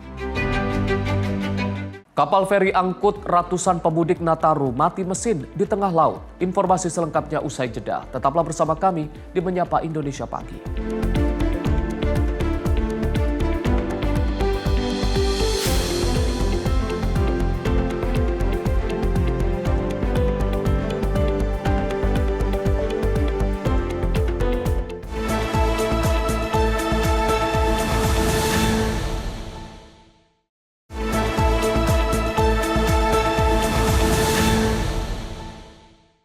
Pemirsa, Anda kembali menyaksikan Menyapa Indonesia Pagi. Sebuah kapal feri KMP Bahtera Nusantara 02 dilaporkan mati mesin di tengah laut saat menuju Pulau Banda dan Tual. Kapal mengangkut ratusan pemudik Natal dan Tahun Baru itu terpaksa ditarik menggunakan 2 tugboat milik navigasi ke Pelabuhan Yosudarso. Masya Allah, lama tapi pasti ya. Mohon bersabar. Kapal motor penumpang KMP Bahtera Nusantara 02 milik Pemda Maluku ini Jumat siang terpaksa ditarik balik ke Pelabuhan Yosudarso, Ambon. Kapal ditarik menggunakan 2 tugboat, yakni Herlin 08 dan Herlin 26, milik Distrik Navigasi Ambon setelah terombang-ambing di perairan Pulau Ambon selama 10 jam. Kapal mengalami trouble engine saat dalam perjalanan dari Ambon menuju Banda Maluku Tengah hingga ke Tual, Maluku Tenggara. Kapal berangkat membawa sekitar 130 penumpang yang merupakan penumpang mudik Natal dan Tahun Baru kedua daerah tersebut. Namun naas kapal yang berangkat Kamis malam tadi alami mati mesin tiba-tiba sekitar pukul 23 waktu Indonesia bagian timur. Tepatnya di perairan Tanjung Alang, Lehitu Barat. Mati mesin seketika sempat menyebabkan penumpang di atas kapal panik. Pihak mekanik kapal sampai melakukan perbaikan mesin namun tidak berhasil. Kapal akhirnya mogok dan terombang-ambing di laut sambil menunggu pertolongan pihak navigasi Ambon. Kini kapal tersebut telah berhasil dievakuasi ke Pelabuhan Yosudarso, Ambon dengan seluruh penumpang selamat. 130 penumpang kini dialihkan ke KN Bacan milik Distrik Navigasi Ambon, dibawa ke Pulau Badan Tual guna menghindari penumpang terlantar di pelabuhan. Dari Ambon, jurnalis Sinpo TV melaporkan.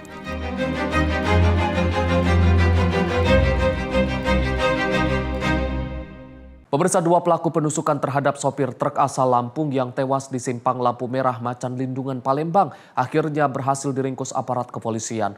Keduanya ditangkap tim gabungan unit Pidum Satreskrim Polrestabes Palembang bersama unit 4 Subdit 3 Jatanras dan Ditreskrimum Polda Sumsel setelah buron sejak peristiwa penusukan terjadi pada 24 November 2025. Kedua tersangka pelaku penusukan sopir truk di simpang lampu merah Macan Lindungan Palembang ini diamankan di lokasi berbeda. Pelaku Dede Irawan ditangkap di Kabupaten Musirawas, sementara pelaku Yogi yang mengambil kartu tol milik korban diamankan di Kota Palembang. Keduanya kini menjalani pemeriksaan intensif di Polrestabes Palembang. Kasubdit Penmas Bithumas Polda Sumsel Kompol Iputu Suryawan membenarkan penangkapan kedua pelaku di 2 lokasi berbeda. Baik, dapat kami jelaskan ya, update terakhir informasi penangkapan terkait dengan tindak pidana penganiayaan yang mengakibatkan meninggal dunia di Macan Lindungan itu telah berhasil diamankan oleh Satreskrim Polrestabes Palembang. 7 orang pelaku berinisial D dan berinisial Y, yang mana peran dari inisial D yaitu pada saat kejadian itu melakukan penusukan terhadap korban. Kemudian inisial Y itu ada perannya yaitu pada saat kejadian ketika korban hendak memberi uang 2.000 tidak terima, kemudian si Y ini mengambil kartu e-tol daripada korban. Demikian. Peristiwa berdarah itu terjadi di Jalan Soekarno-Hatta, tepatnya di Simpang 4 Lampu Merah, Macan Lindungan. Saat kejadian, korban tengah mengemudikan truk bersama dengan kernetnya dari arah Jembatan Musi 2 menuju pusat kota Palembang. Saat berhenti di lampu merah, datang orang tak dikenal mendekati mobil truk untuk meminta uang. Korban sempat memberikan uang pecahan kecil, namun ditolak oleh para pelaku. Saat korban hendak melanjutkan perjalanan, para pelaku memaksa dan terjadi cekcok hingga salah satu pelaku menusuk korban. Akibat luka tusuk tersebut, korban tewas di lokasi kejadian, sementara para pelaku langsung melarikan diri. Dari Palembang, Sumatera Selatan, jurnalis Sinpo TV melaporkan. Kita beralih ke informasi lain, pemirsa, beternak puyuh petelur menjadi alternatif usaha kecil yang bisa dilakukan dengan modal minim. Selain bisa diawali dengan skala rumahan, perawatan ternak puyuh petelur juga terhitung mudah dan tak banyak risiko. Beternak puyuh petelur menjadi pilihan usaha yang dilakukan oleh pemerintah Desa Kepuharjo, Kapanewon Cangkeringan, Kabupaten Sleman, Yogyakarta untuk meningkatkan pendapatan dan membuka lapangan kerja baru di desa. Dijalankan oleh badan usaha milik Kalurahan, Bumkal. Usaha ternak puyuh petelur nantinya juga mendukung suplai bahan program makan bergizi gratis atau MBG dan mewujudkan ketahanan pangan. Lurah Desa Kepuharjo, Heri Suprapto, mengatakan usaha ternak puyuh petelur menjadi alternatif bisnis yang tak perlu modal besar. Dengan memanfaatkan dana desa sebesar 180 juta rupiah, pihaknya bisa mengawali usaha beternak puyuh petelur sebanyak 6.000 ekor. Dengan tingkat produktivitas telur 5.000 butir setiap hari dan harga jual telur mencapai Rp30.000 per kilogram, usaha beternak puyuh petelur dinilai sangat menguntungkan. Puyuh itu kan modal sedikit bisa, Mas. Ini kalau puyuh itu kan kepatangnya kan kisaran hanya 180 juta. Nanti kalau mau dibelikan selain puyuh itu dapatnya cuma kisaran 1.000, Mas, ya, untuk ayam. Maka kami anukan untuk puyuh. Dan puyuh itu juga untuk mendukung MBG, Mas, nantinya. Dan, untuk ketahanan pangan. Dalam budidaya puyuh ini yang harus diperhatikan mungkin yang pertama itu adalah untuk pakan dan minum. Terus ditambah lagi dengan kebersihan kandang dan kotorannya. Untuk penyakit dan sebagainya. Penyakit kita cek berkala, tiap hari kita cek rutin, kita mungkin kalau ada 1-2 yang mungkin kena sakit, kita karantina sendiri. Takutnya menular. Biasanya apa, Mas? Penyakit apa yang sering? Biasanya itu penyakit yang sering saya dapatkan itu nanti kaki patah karena mungkin masuk di ini streamingnya ini terus nanti ada berak kapur, itu nanti ada kotoran yang warnanya apa ya, itu nanti putih gitu. Usaha ternak puyuh petelur yang dijalankan Bumkau, Kupuharjo, dilakukan secara kemitraan. Hal tersebut memudahkan dalam pengadaan bibit atau DOC, puyuh petelur, pakan, dan penjualan dari produksi telur. Dengan usia produktif hingga 1 tahun dan produktivitas telur yang tinggi, membuat usaha peternak puyuh petelur mampu memberikan keuntungan yang memuaskan. Dari Kabupaten Sleman, Yogyakarta, jurnalis Sinpo TV melaporkan.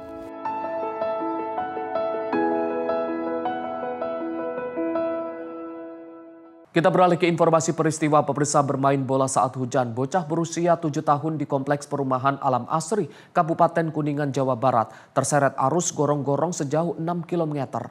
Keluarga histeris saat mengetahui korban ditemukan sudah tidak bernyawa. Tangis histeris pecah ketika mengetahui bocah berusia 7 tahun ditemukan tak bernyawa usai hanyut dan terseret arus gorong-gorong di Kompleks Perumahan Alam Asri Kabupaten Kuningan, Jawa Barat pada Kamis petang. Sebelum kejadian, korban tengah bermain bola bersama rekan sebayanya saat hujan turun dengan intensitas sedang. Kronologis bermula saat korban tengah bermain bola bersama rekan sebayanya di sekitaran area komplek. Diduga terpeleset saat hendak mengambil bola yang masuk ke gorong-gorong dan tak kunjung muncul ke permukaan.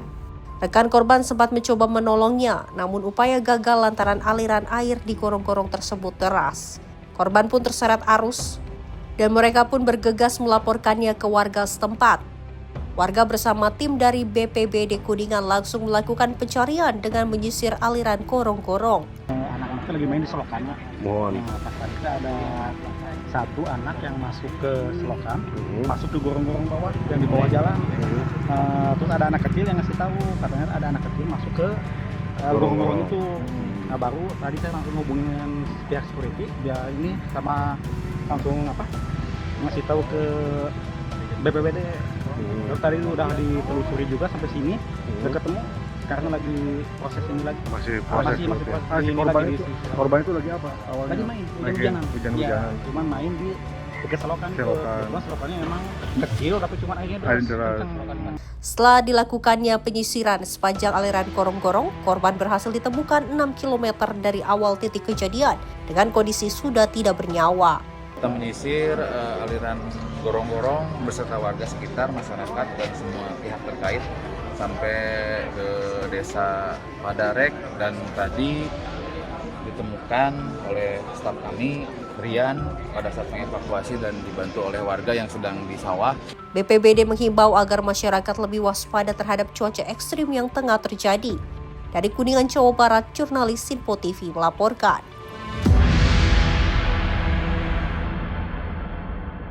Seorang pria terekam kamera pengawas merampas ponsel dan sejumlah uang di meja kasir salah satu toko kelontong di Goa, Sulawesi Selatan. Pelaku diduga beraksi seorang diri saat situasi sedang sepi dengan berpura-pura melakukan top up dana.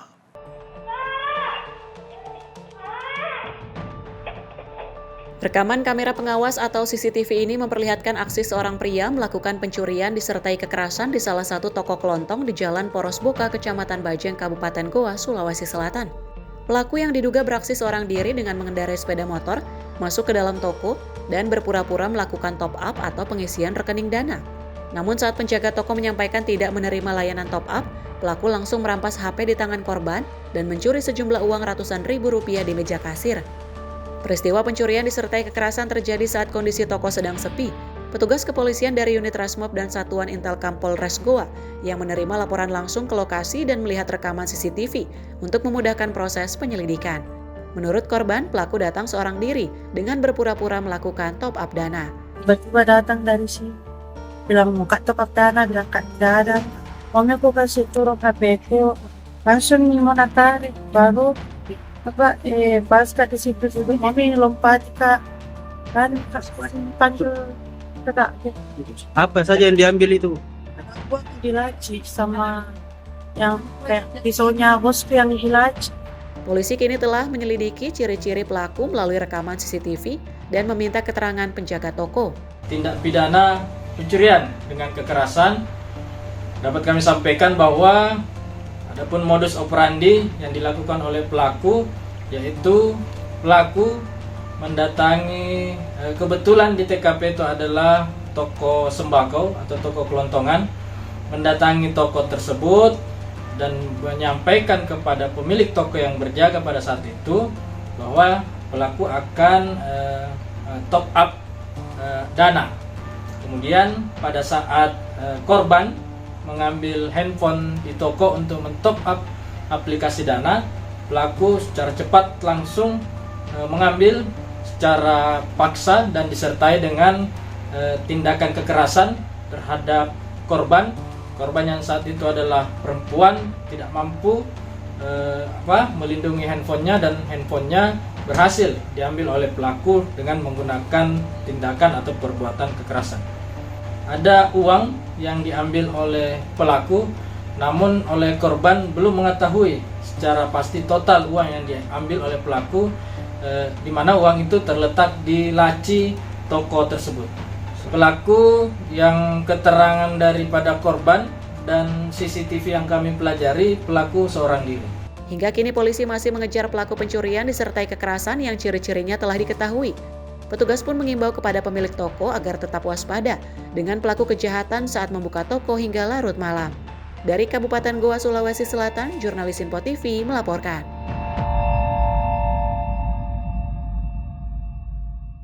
Bocah 10 tahun atas nama Afan yang dilaporkan hilang di Sungai Inggoy, Desa Amasing karena diduga diterkam buaya akhirnya ditemukan. Korban ditemukan oleh tim SAR gabungan setelah 3 hari melaksanakan pencarian di beberapa titik. Perjuangan tim SAR gabungan dalam mencari Afan, bocah berusia 10 tahun yang hilang diterkam buaya di Sungai Inggoy, Desa Amasing, akhirnya berakhir pilu. Setelah 3 hari pencarian intensif, korban ditemukan dalam kondisi meninggal dunia pada Kamis 18 Desember 2025. Diketahui penyisiran dilakukan menggunakan perahu karet Basarnas serta bantuan longboat milik nelayan dan warga setempat. Titik terang muncul sekitar pukul 8.45 waktu Indonesia Timur saat tim SAR menerima laporan dari nelayan Desa Awanggo yang melihat jasad korban terapung. Dengan telah ditemukannya korban dalam keadaan meninggal dunia, selanjutnya diserahkan kepada pihak keluarga. Tim redaksi Simpo TV melaporkan. Pemirsa, berhati-hatilah saat Anda melintasi perlintasan kereta api tanpa palang pintu. Sebuah mobil minibus tertabrak kereta bandara di Jalan Warung Pojok Kalideres, Jakarta Barat pada Jumat pagi. Minibus naas tersebut terseret sejauh 50 meter dari lokasi. 2 penumpang yang ada di dalam minibus mengalami luka berat dan dilarikan ke rumah sakit.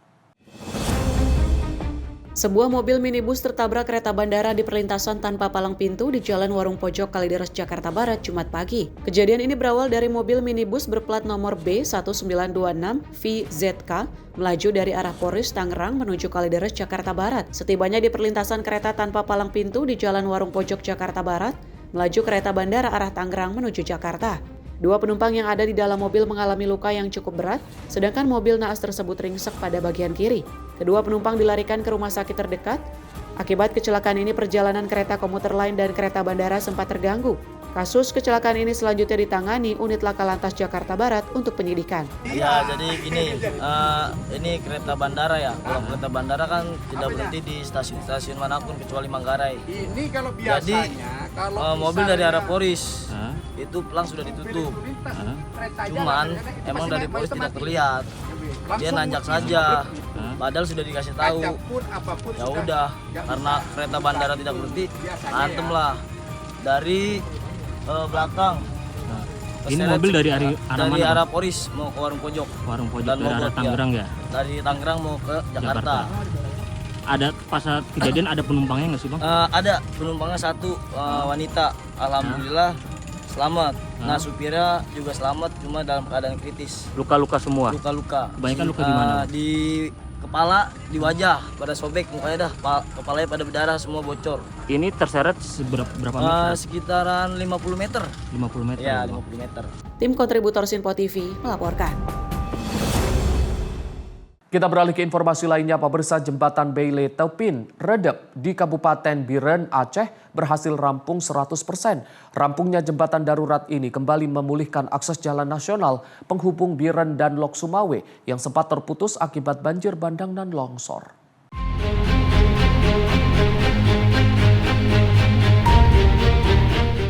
Pembangunan jembatan Bailey Tepin Redep di Kecamatan Pesangan Selatan, Kabupaten Biren telah selesai 100% dan kini sudah dapat digunakan kembali oleh masyarakat.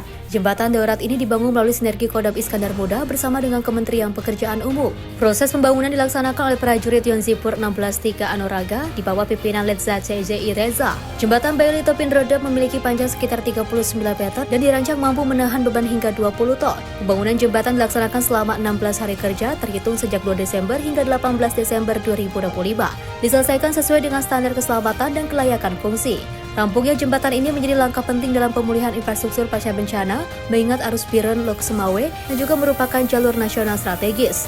TNI Angkatan Darat menegaskan komitmen untuk terus mendukung pemerintah dalam percepatan pemulihan infrastruktur vital di wilayah terdampak bencana. Jihan Nabila, Simpo TV, melaporkan.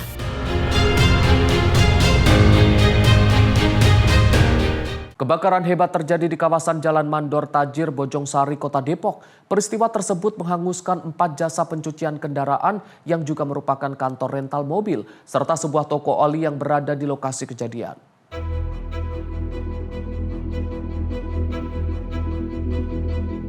Api pertama kali diketahui seorang saksi bernama Hairul Ihsan Ahmad Fauzi yang saat itu sedang tidur di dalam kantor rental mobil. Ia terbangun setelah melihat percikan api dari dalam bangunan, lalu segera keluar untuk menyelamatkan diri.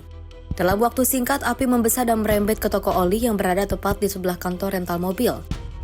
Seorang warga yang rumahnya tepat berada di belakang tempat jasa pencucian mobil itu sempat panik mendengar beberapa kali ledakan dari beberapa mobil yang terbakar.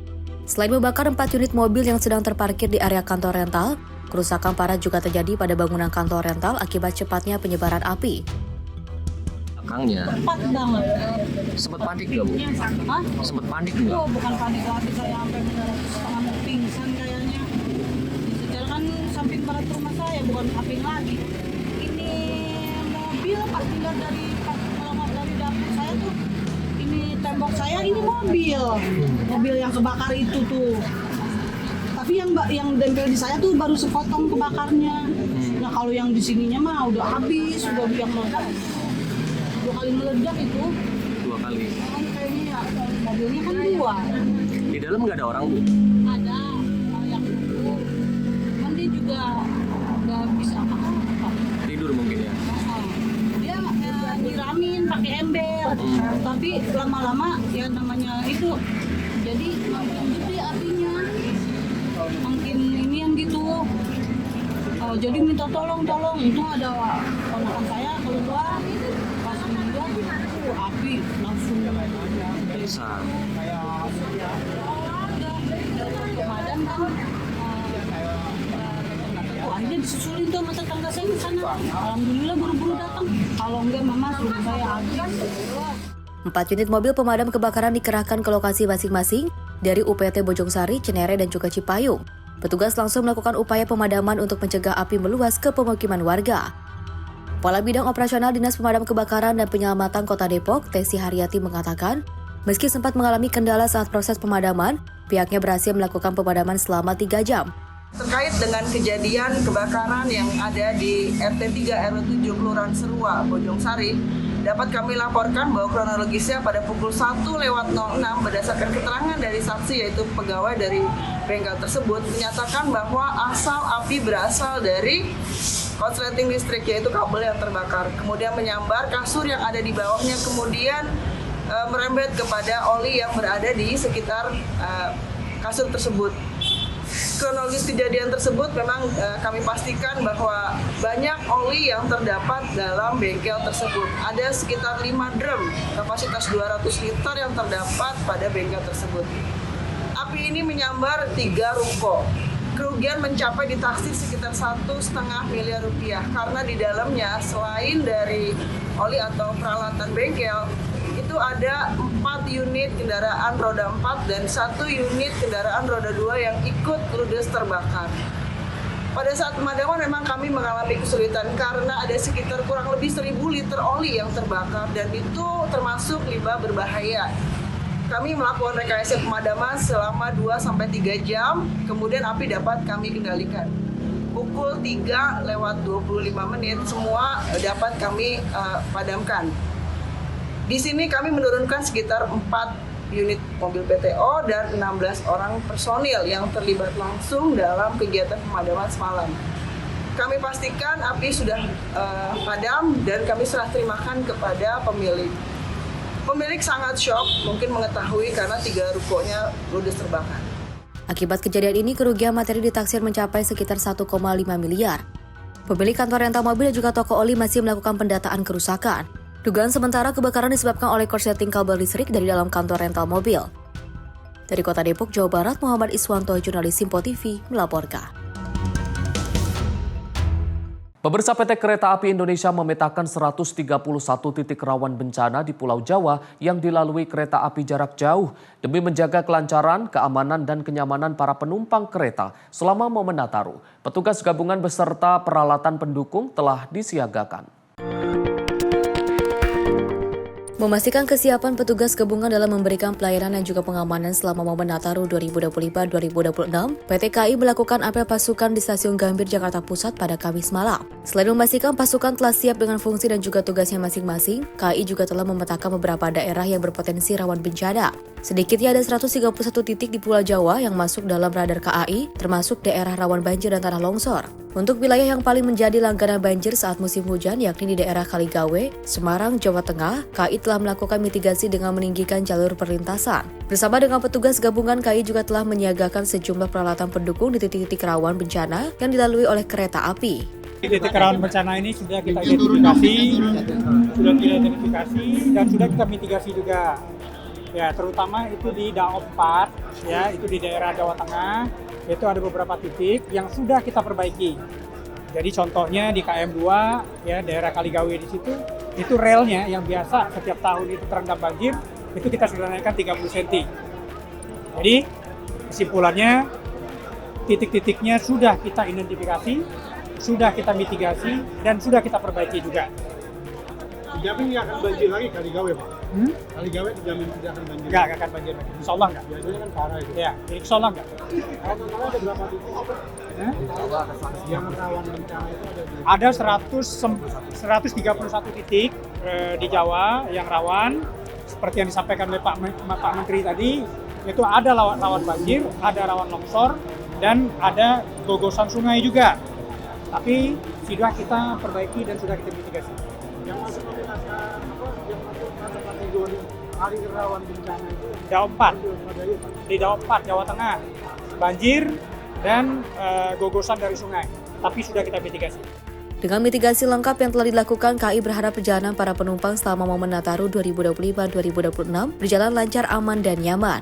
Dari Jakarta, Dio Malau, Simpo TV, melaporkan.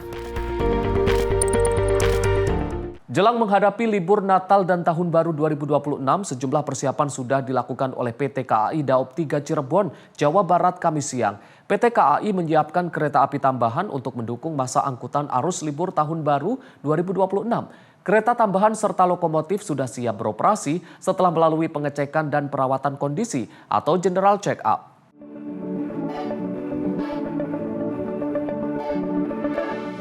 Menjelang musim angkutan Natal dan Tahun Baru, KAI Daop 3 Cirebon, Jawa Barat melakukan sejumlah persiapan khusus pada Kamis siang. 14 lokomotif disiapkan untuk melayani angkutan selama momen Nataru. Dari 14 lokomotif tersebut, 1 lokomotif posko standby di stasiun Hergelis, Indramayu. Penambahan lokomotif tersebut disiapkan untuk mengantisipasi lonjakan penumpang selama momen Nataru. Sementara itu, kesibukan masih terlihat di depo lokomotif PT KAI Daop 3 Cirebon, di mana petugas nampak sibuk mengecek kondisi lokomotif, serta kereta tambahan yang akan dioperasikan untuk mendukung dalam masa angkutan libur Natal dan Tahun Baru 2026 mendatang. Secara umum, kondisi kereta dan lokomotif kereta tambahan ini cukup baik dan siap dioperasikan. Selama masa libur Natal dan Tahun Baru 2026, pihak PT KAI Daop 3 Cirebon meningkatkan perawatan, termasuk dengan menyiapkan dan melakukan pengecekan terhadap kondisi lokomotif dan kereta tambahan. Untuk persiapan angkutan Nataru kali ini ada 14 lokomotif yang disiapkan oleh Daop 3 Cirebon. Jadi ada 1 lokomotif yang posko ditempatkan di stasiun Hergelis dan 13 lokomotif yang operasional berjalan. Lokomotif ini seperti biasanya ya, ada pemeriksaan atau perawatan rutin di depo lokomotif. Ada daily check gitu ya, perawatan harian. terus ada monthly check ya, dan khusus untuk persiapan angkutan Nataru ini ada general check up. PT Kereta Api Daop 3 Cirebon memberikan perhatian khusus terhadap beberapa titik yang rawan banjir. Titik rawan banjir dan kontur tanah labil, petugas akan melakukan pembersihan saluran air. Dari Cirebon, Jawa Barat, jurnalis Simpo TV melaporkan. Pemirsa, informasi lainnya akan kami hadirkan usai jeda. Tetaplah bersama kami di Menyapa Indonesia Pagi.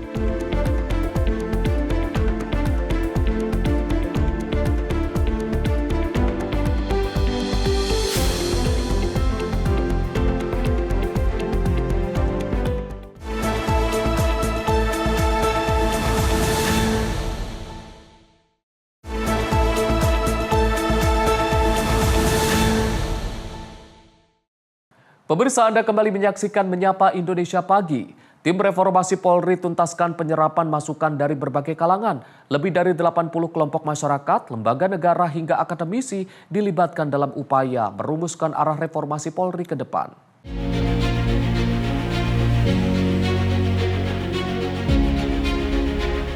Tim Reformasi Polri lakukan audiensi terakhir hari ini untuk mengumpulkan aspirasi terkait percepatan reformasi Polri.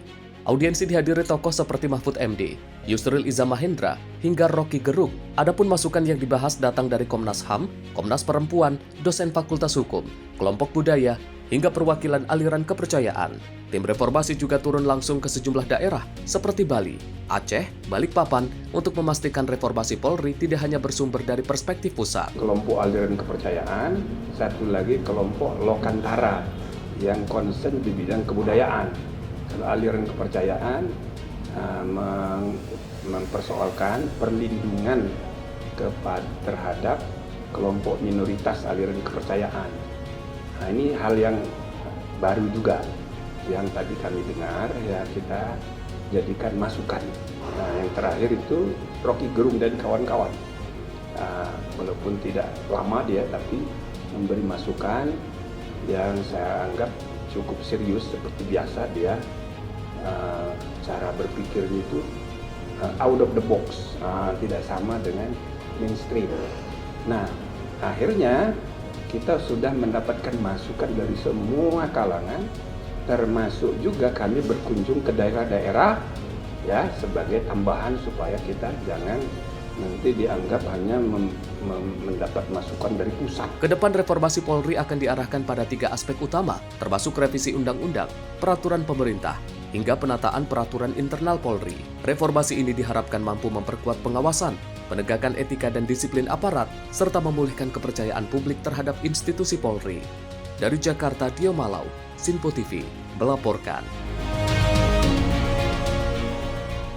Pemirsa, ahli gajah asal Amerika Serikat Steve Coyle mengunjungi kebun binatang Gembira Loka, Yogyakarta. Kunjungan ini dilakukan untuk memantau secara langsung kondisi dan kesehatan gajah-gajah yang ada di Gembira Loka Zoo. Kebun Binatang Gembira Loka Zoo menjadi lokasi tujuan pemantauan perawatan dan kesehatan ahli gajah asal Amerika Serikat, Steve Coyle, selama turnya di Indonesia. Dalam kunjungannya ke Gembira Loka Zoo atau GL Zoo, Steve Coyle yang juga pendiri organisasi 11 Care Unchanged melakukan pemeriksaan kesehatan gajah, mulai dari kondisi kuku hingga memberikan edukasi terkait perawatan gajah kepada para pawang. Steve Coyle juga memberikan apresiasi atas kemajuan signifikan dalam pengelolaan dan perawatan gajah di Gembira Loka Zoo Yogyakarta. Meski demikian, ia tetap memberikan sejumlah catatan kritis terkait standar kesejahteraan gajah di Indonesia secara umum. Menurut Coyle, salah satu masalah besar yang masih sering ditemukan adalah penggunaan lantai beton dan praktik perantaian gajah. Padahal, substrat alami seperti tanah dan pasir sangat penting untuk menjaga kesehatan gajah. Sementara itu terkait kondisi di Gembira Loka Zoo, Coyle mengaku optimistis melihat perkembangan yang ada sejak kunjungan terakhirnya pada tahun 2019. The care of elephants as a whole in Indonesia is not at a very high standard. I'm happy to say that the Gembira Loka Zoo is very good. They have the right ideas. You see the exhibits, they've got all kinds of enrichments and things like that. There's another zoo that I thought was pretty good, but as far as a whole, collectively, the culture of caring for elephants in Indonesia is, in my opinion, not very, very good. Now it's just kind of an introduction to myself and to me meeting the team. I would like to hope to kind of implement some certain things.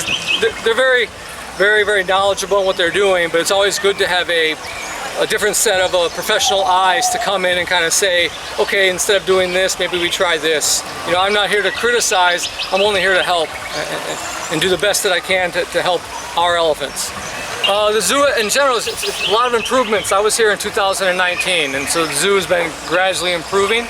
I'm happy to see that the elephant program is evolving.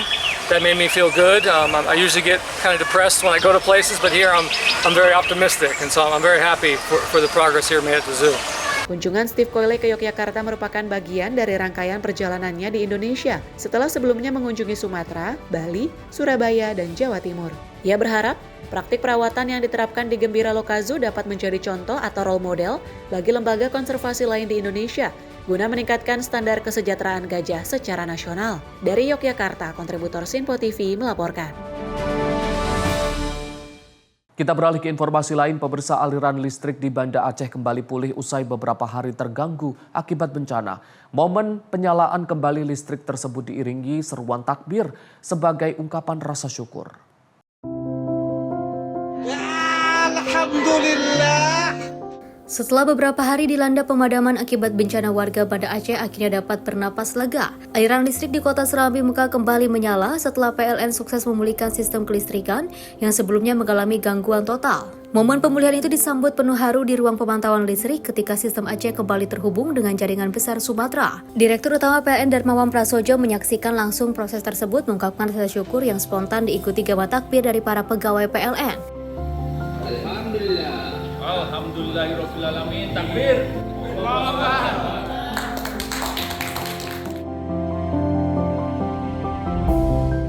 Pemulihan cepat ini merupakan tindak lanjut atas arahan dari Presiden Prabowo Subianto dan Menteri SDM Bahlil Lahadalia untuk mengutamakan layanan publik. Meski listrik telah pulih, petugas PLN tetap bersiaga penuh guna menjaga stabilitas pasokan dan memperkuat sistem agar lebih andal ke depan, sehingga aktivitas masyarakat Banda Aceh dapat kembali berjalan normal. Tim redaksi Sinpo TV melaporkan. Kita beralih ke informasi lain, pemirsa. Menteri Keuangan Purbaya Yudi Sadewa mengumumkan defisit anggaran pendapatan dan belanja negara per November 2025 sebesar 560,3 triliun rupiah atau 2,35% dari produk domestik bruto atau PDB. Namun Kementerian Keuangan memastikan kondisi fiskal nasional masih aman dan terkendali.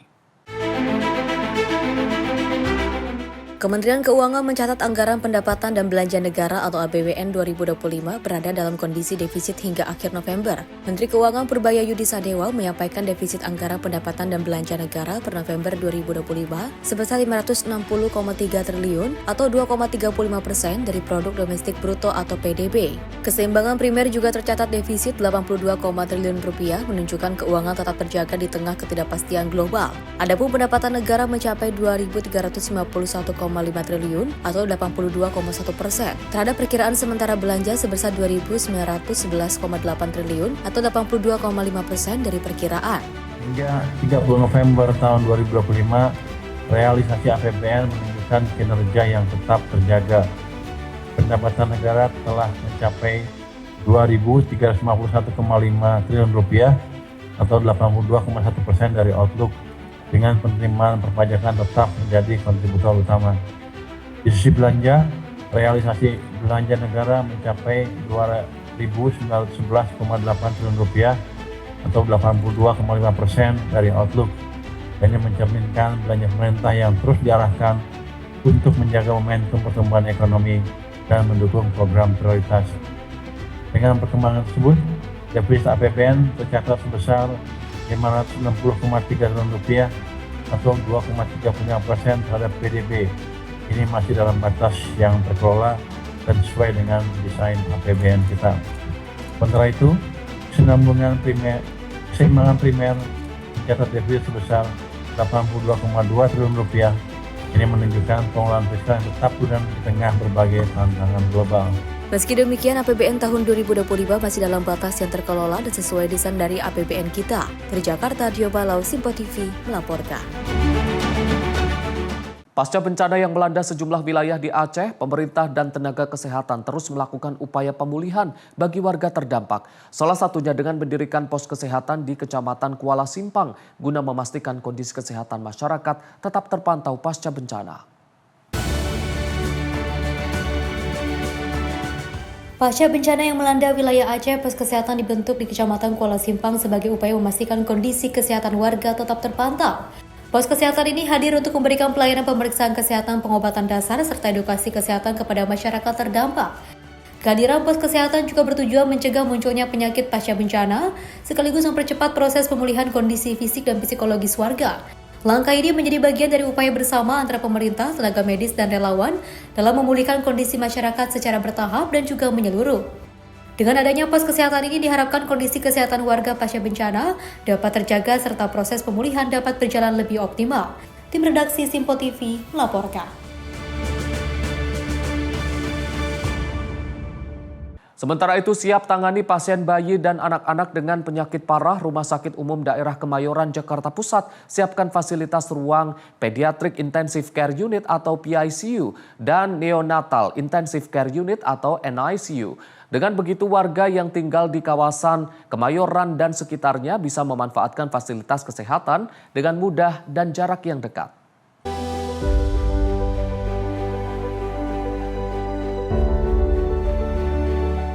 Pemerintah Provinsi DKI Jakarta terus meningkatkan mutu kesehatan untuk masyarakat Jakarta. Selain menaikkan tipe dari puskesmas menjadi Rumah Sakit Umum Daerah atau RSUD, peningkatan fasilitas kesehatan dan juga ruang perawatan juga terus dilakukan.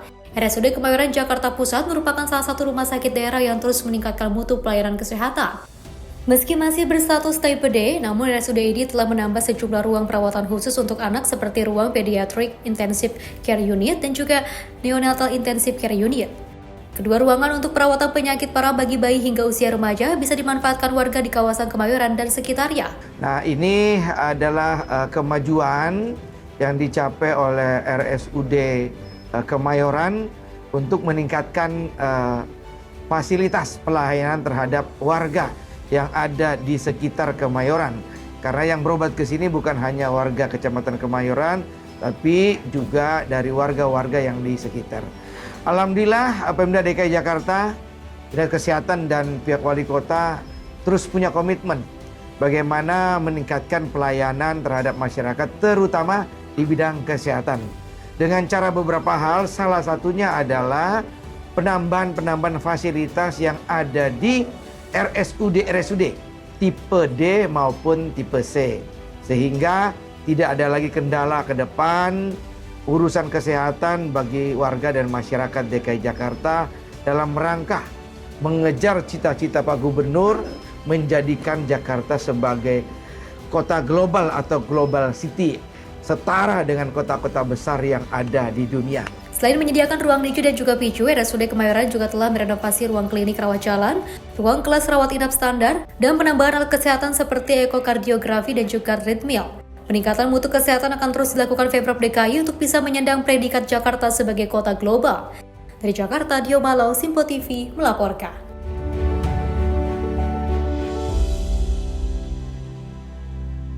Jelang libur Natal dan Tahun Baru, Angkasa Pura Indonesia atau Injourney Airports terus melakukan peningkatan fasilitas, bahkan periode Nataru tahun 2025 diprediksi akan ada 10 juta pergerakan penumpang yang akan menggunakan transportasi udara. Bahkan hingga saat ini sudah ada 558 permintaan extra flight untuk Nataru tahun ini. Destinasi favorit masih didominasi Bali, Medan, Ujung Pandang, dan Yogyakarta.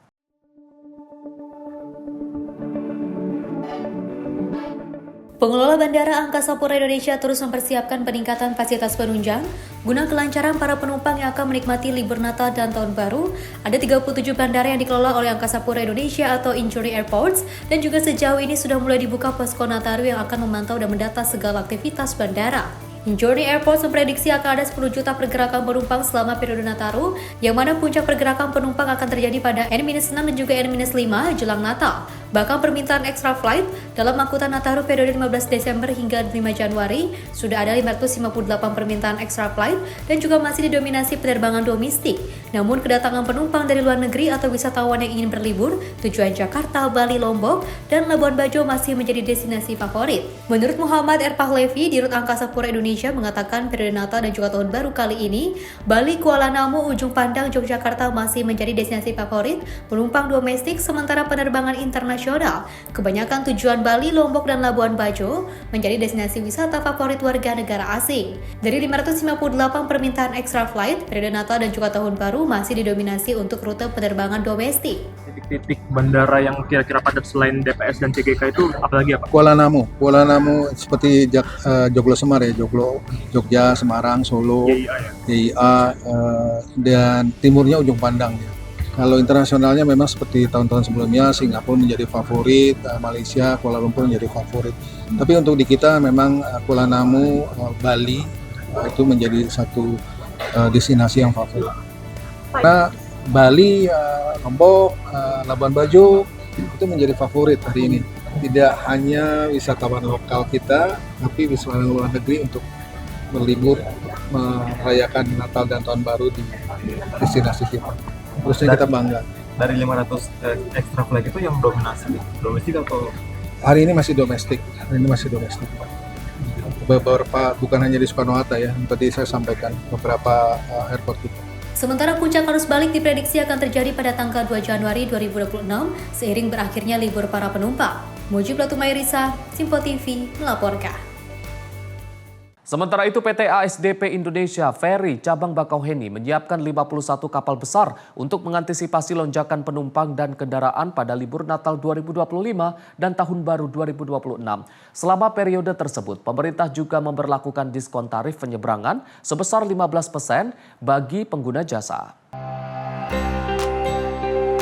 Menjelang libur Natal 2025 dan Tahun Baru 2026, PT ASDP Indonesia Ferry Cabang Bakauheni melakukan berbagai persiapan untuk menjamin kelancaran arus penyeberangan rute Bakauheni Merak.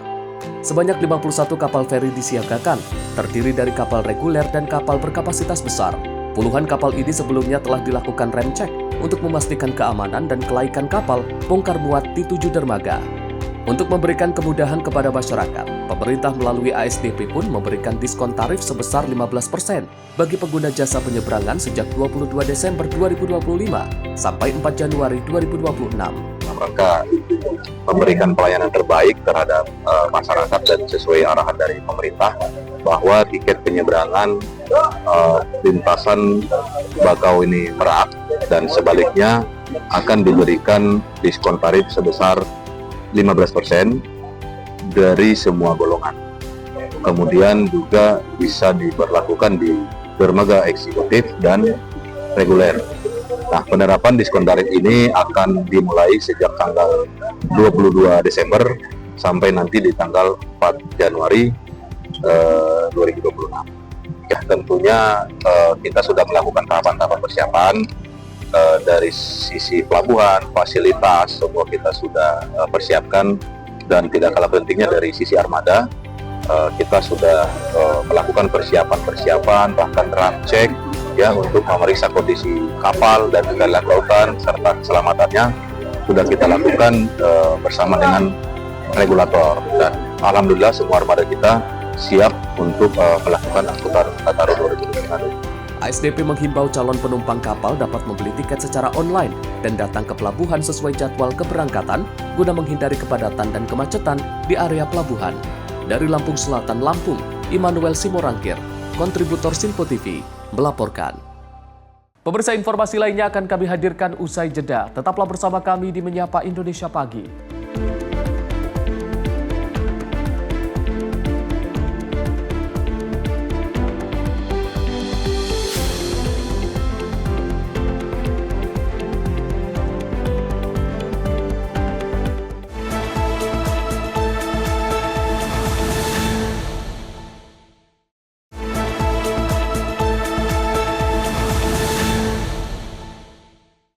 Pemirsa, Anda kembali menyaksikan Menyapa Indonesia Pagi. Presiden Prabowo Subianto memastikan pemerintah akan membangun hunian tetap bagi warga terdampak banjir bandang di Agam. Hunian tersebut dijanjikan memiliki kualitas baik dan luas bangunan yang layak. Di hadapan masyarakat Agam saat mengungsi posko pengungsi SD 05 Kayu Pasak, Kamis 18 Desember, Presiden Prabowo menyampaikan rencana pemerintah akan membangun hunian tetap bagi warga terdampak banjir bandang di Kabupaten Agam, Sumatera Barat. Kepala negara menegaskan hunian tetap akan dibangun dengan kualitas baik dan luas bangunan yang layak. Pembangunan hunian tetap ini menjadi kelanjutan dari pemulihan pasca bencana setelah hunian sementara rampung dibangun. Saat ini hunian sementara tengah dikerjakan agar masyarakat dapat segera menempatinya. Sesudah itu kita akan bangun hunian tetap. Kita lihat cukup bagus kualitasnya, luasnya hunian tetap juga cukup lumayan besar ya, 70 meter ya, 7 meter persegi.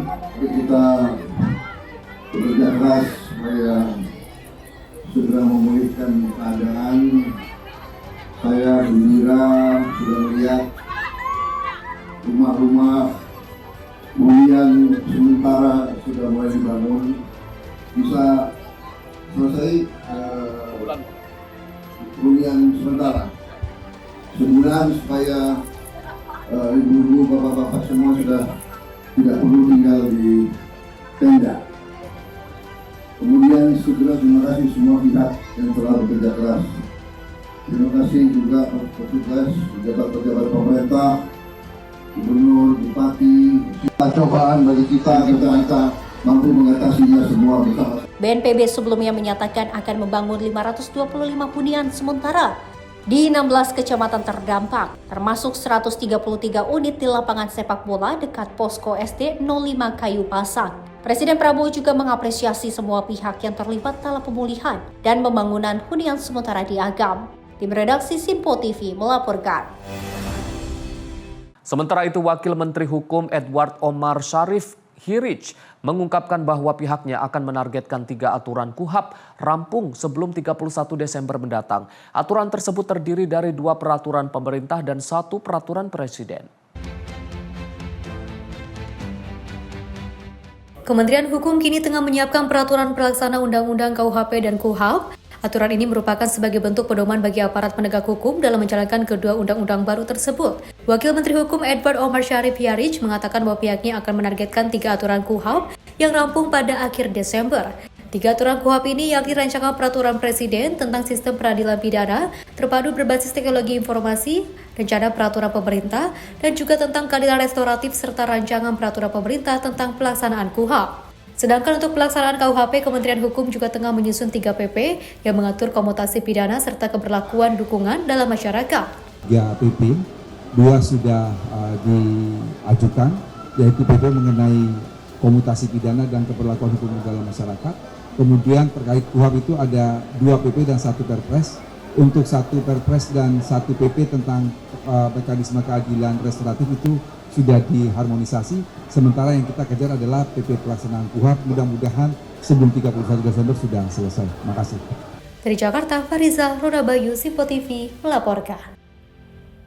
Komisi Pemberantasan Korupsi melakukan penyegelan ruang kerja kantor Bupati Bekasi Ade Kuswara Kunang dan 2 kantor dinas di lingkungan Pemkab Bekasi. Belum diketahui kasus apa yang diselidiki oleh KPK sehingga berujung pada penyegelan ruang kerja Bupati Bekasi. Penyidik Komisi Pemberantasan Korupsi KPK melakukan penyegelan ruang kantor Bupati Bekasi Ade Kuswara Kunang di kawasan pemerintahan Kabupaten Bekasi pada Kamis malam. Penyidik datang menggunakan mobil expander abu-abu ke kantor Bupati Bekasi. 3 orang penyidik dengan diantar petugas Satpol PP yang berjaga langsung naik ke lantai 2 tempat ruang kerja Bupati. Tidak kurang dari 30 menit petugas KPK langsung menyegel ruang kantor Bupati Bekasi berlogo KPK dan garis merah dengan kalimat dalam pengawasan KPK 18-12-25 tanda tangan penyidik. Dari keterangan keamanan kantor Bupati, penyidik KPK datang sebanyak 3 orang dengan menggunakan masker tanpa rompi dan juga memberitahu ingin menyegel ruangan kantor Bupati Bekasi. Di waktu yang sama, penyidikan melakukan penyegelan 3 kantor dinas lingkungan Pemkab Bekasi, yaitu Dinas Disputpora, Dinas Cipta Karya. Pakai 1 mobil berapa, Bang? Berapa orang? Berapa orang, Bang? 3 orang. Pakai rompi nggak, Bang, KPK, Bang? Pakai masker? Pakai. Katanya mau ngapain, Bang? Nyegel. Bilangnya nyegel. Iya. Nyegel ruang Gedung kantor bupati atau apa? Nanti. ruang bupati berarti ya. Hingga saat ini penyegelan ruang kerja kantor Bupati Bekasi masih belum diketahui terkait dugaan kasus dan juga siapa saja yang diamankan oleh KPK. Diduga penyidik KPK juga melakukan penyegelan beberapa ruang dinas pemerintahan Kabupaten Bekasi. Dari Bekasi, Muhammad Ridwan, Simpo TV melaporkan. Kita beralih ke informasi lain, pemirsa. OJK dan Kementerian Ekraf berkomitmen untuk terus bersama-sama mengembangkan ekosistem inovasi digital di industri kreatif. Misalnya melalui acara Infinity Hackathon OJK Ekraf 2025 yang berlangsung di Jakarta. Berlangsung di Hotel Pullman pada Selasa 16 Desember 2025 dan Rabu 17 Desember 2025, Ekraf Tech Summit 2025 digelar dengan tema Kreatif Teknologi for Smarter Mobility.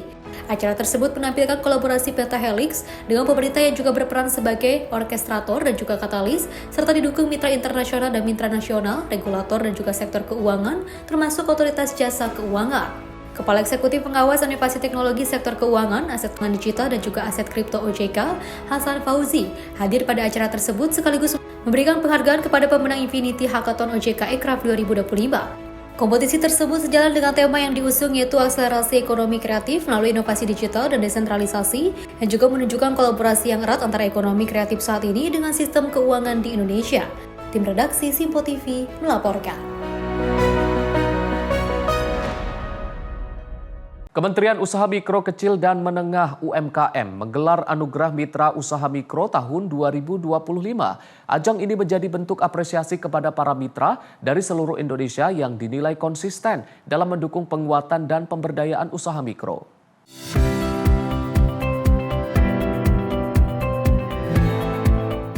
Kementerian UMKM menggelar Anugerah Mitra Usaha Mikro 2025 sebagai bentuk penghargaan kepada para mitra yang selama ini aktif mendukung penguatan usaha mikro di tanah air. Menteri UMKM Maman Abdurrahman menegaskan, anugerah ini bukan sekadar seremoni penghargaan, melainkan menjadi legitimasi dan validasi atas komitmen nyata berbagai pihak dalam memberdayakan usaha mikro. Menurutnya, peran mitra menjadi salah satu kunci dalam mendorong usaha mikro agar naik kelas, berdaya saing, dan berkelanjutan. Dalam ajang ini, Kementerian UMKM memberikan apresiasi kepada 155 mitra yang terbagi dalam 9 kategori, sesuai kontribusi dan peran masing-masing dalam mendukung usaha mikro. Melalui anugerah ini, Kementerian UMKM berharap sinergi antara pemerintah, dunia usaha, dan berbagai mitra terus diperkuat guna mendorong pertumbuhan usaha mikro yang lebih inklusif dan berkelanjutan. Tim redaksi Simpo TV melaporkan.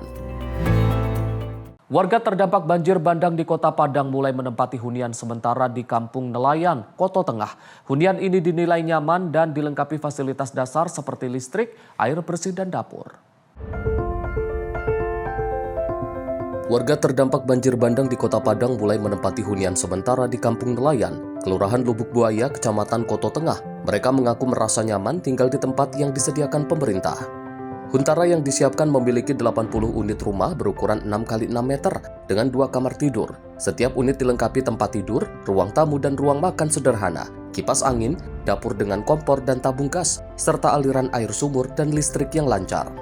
Beberapa warga yakni Mas Rizal dan Reni Suherni merasa hunian sementara lebih nyaman dibandingkan posko pengungsian. Meski belum bisa kembali ke rumah masing-masing, mereka berharap pemerintah segera membangun kembali hunian permanen di lokasi yang sesuai. Gimana kesan Bapak setelah tinggal di sini, Pak? Ya, nyaman. Ada bantuan ada itu ada. Cukup. Kan kalau yang kurang ya rumah nih ya. Kalau rumah sementara ya. Rumah sementara. Ya. Pas pertama kali Ibu kesini tuh rasanya gimana, Bu? Dan rumah di sini waktu Ibu pindah. Lumayan. Air gimana, Bu? Air aman. Lebih bersih daripada di tempat kami tinggal, nggak ada air bersih. Oh. Sudah disediakan semua. Sudah disediakan semua. Tim redaksi Simpo TV melaporkan.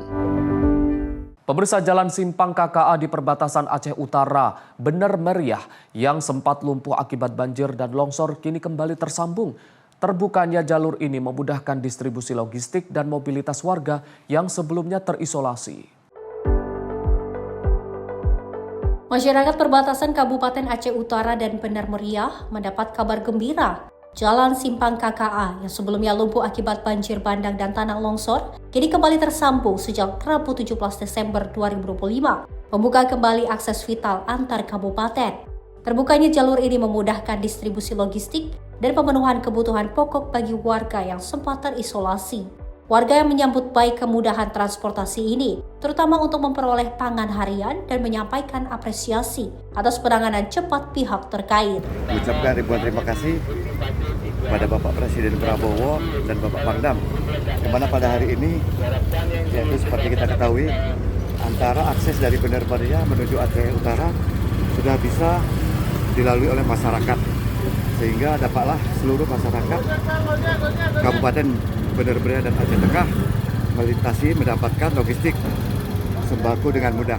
Pemulihan jalan dilakukan melalui sinergi TNI, khususnya Batalion Zeni Tempur 16, Dika Anuraga, dan Sidam Iskandar Muda bersama Kementerian Pekerjaan Umum. Meski akses telah dibuka, pengguna jalan tetap dihimbau berhati-hati karena kondisi tanah dan cuaca pasca bencana masih dipantau. Tim redaksi Sinpo TV melaporkan.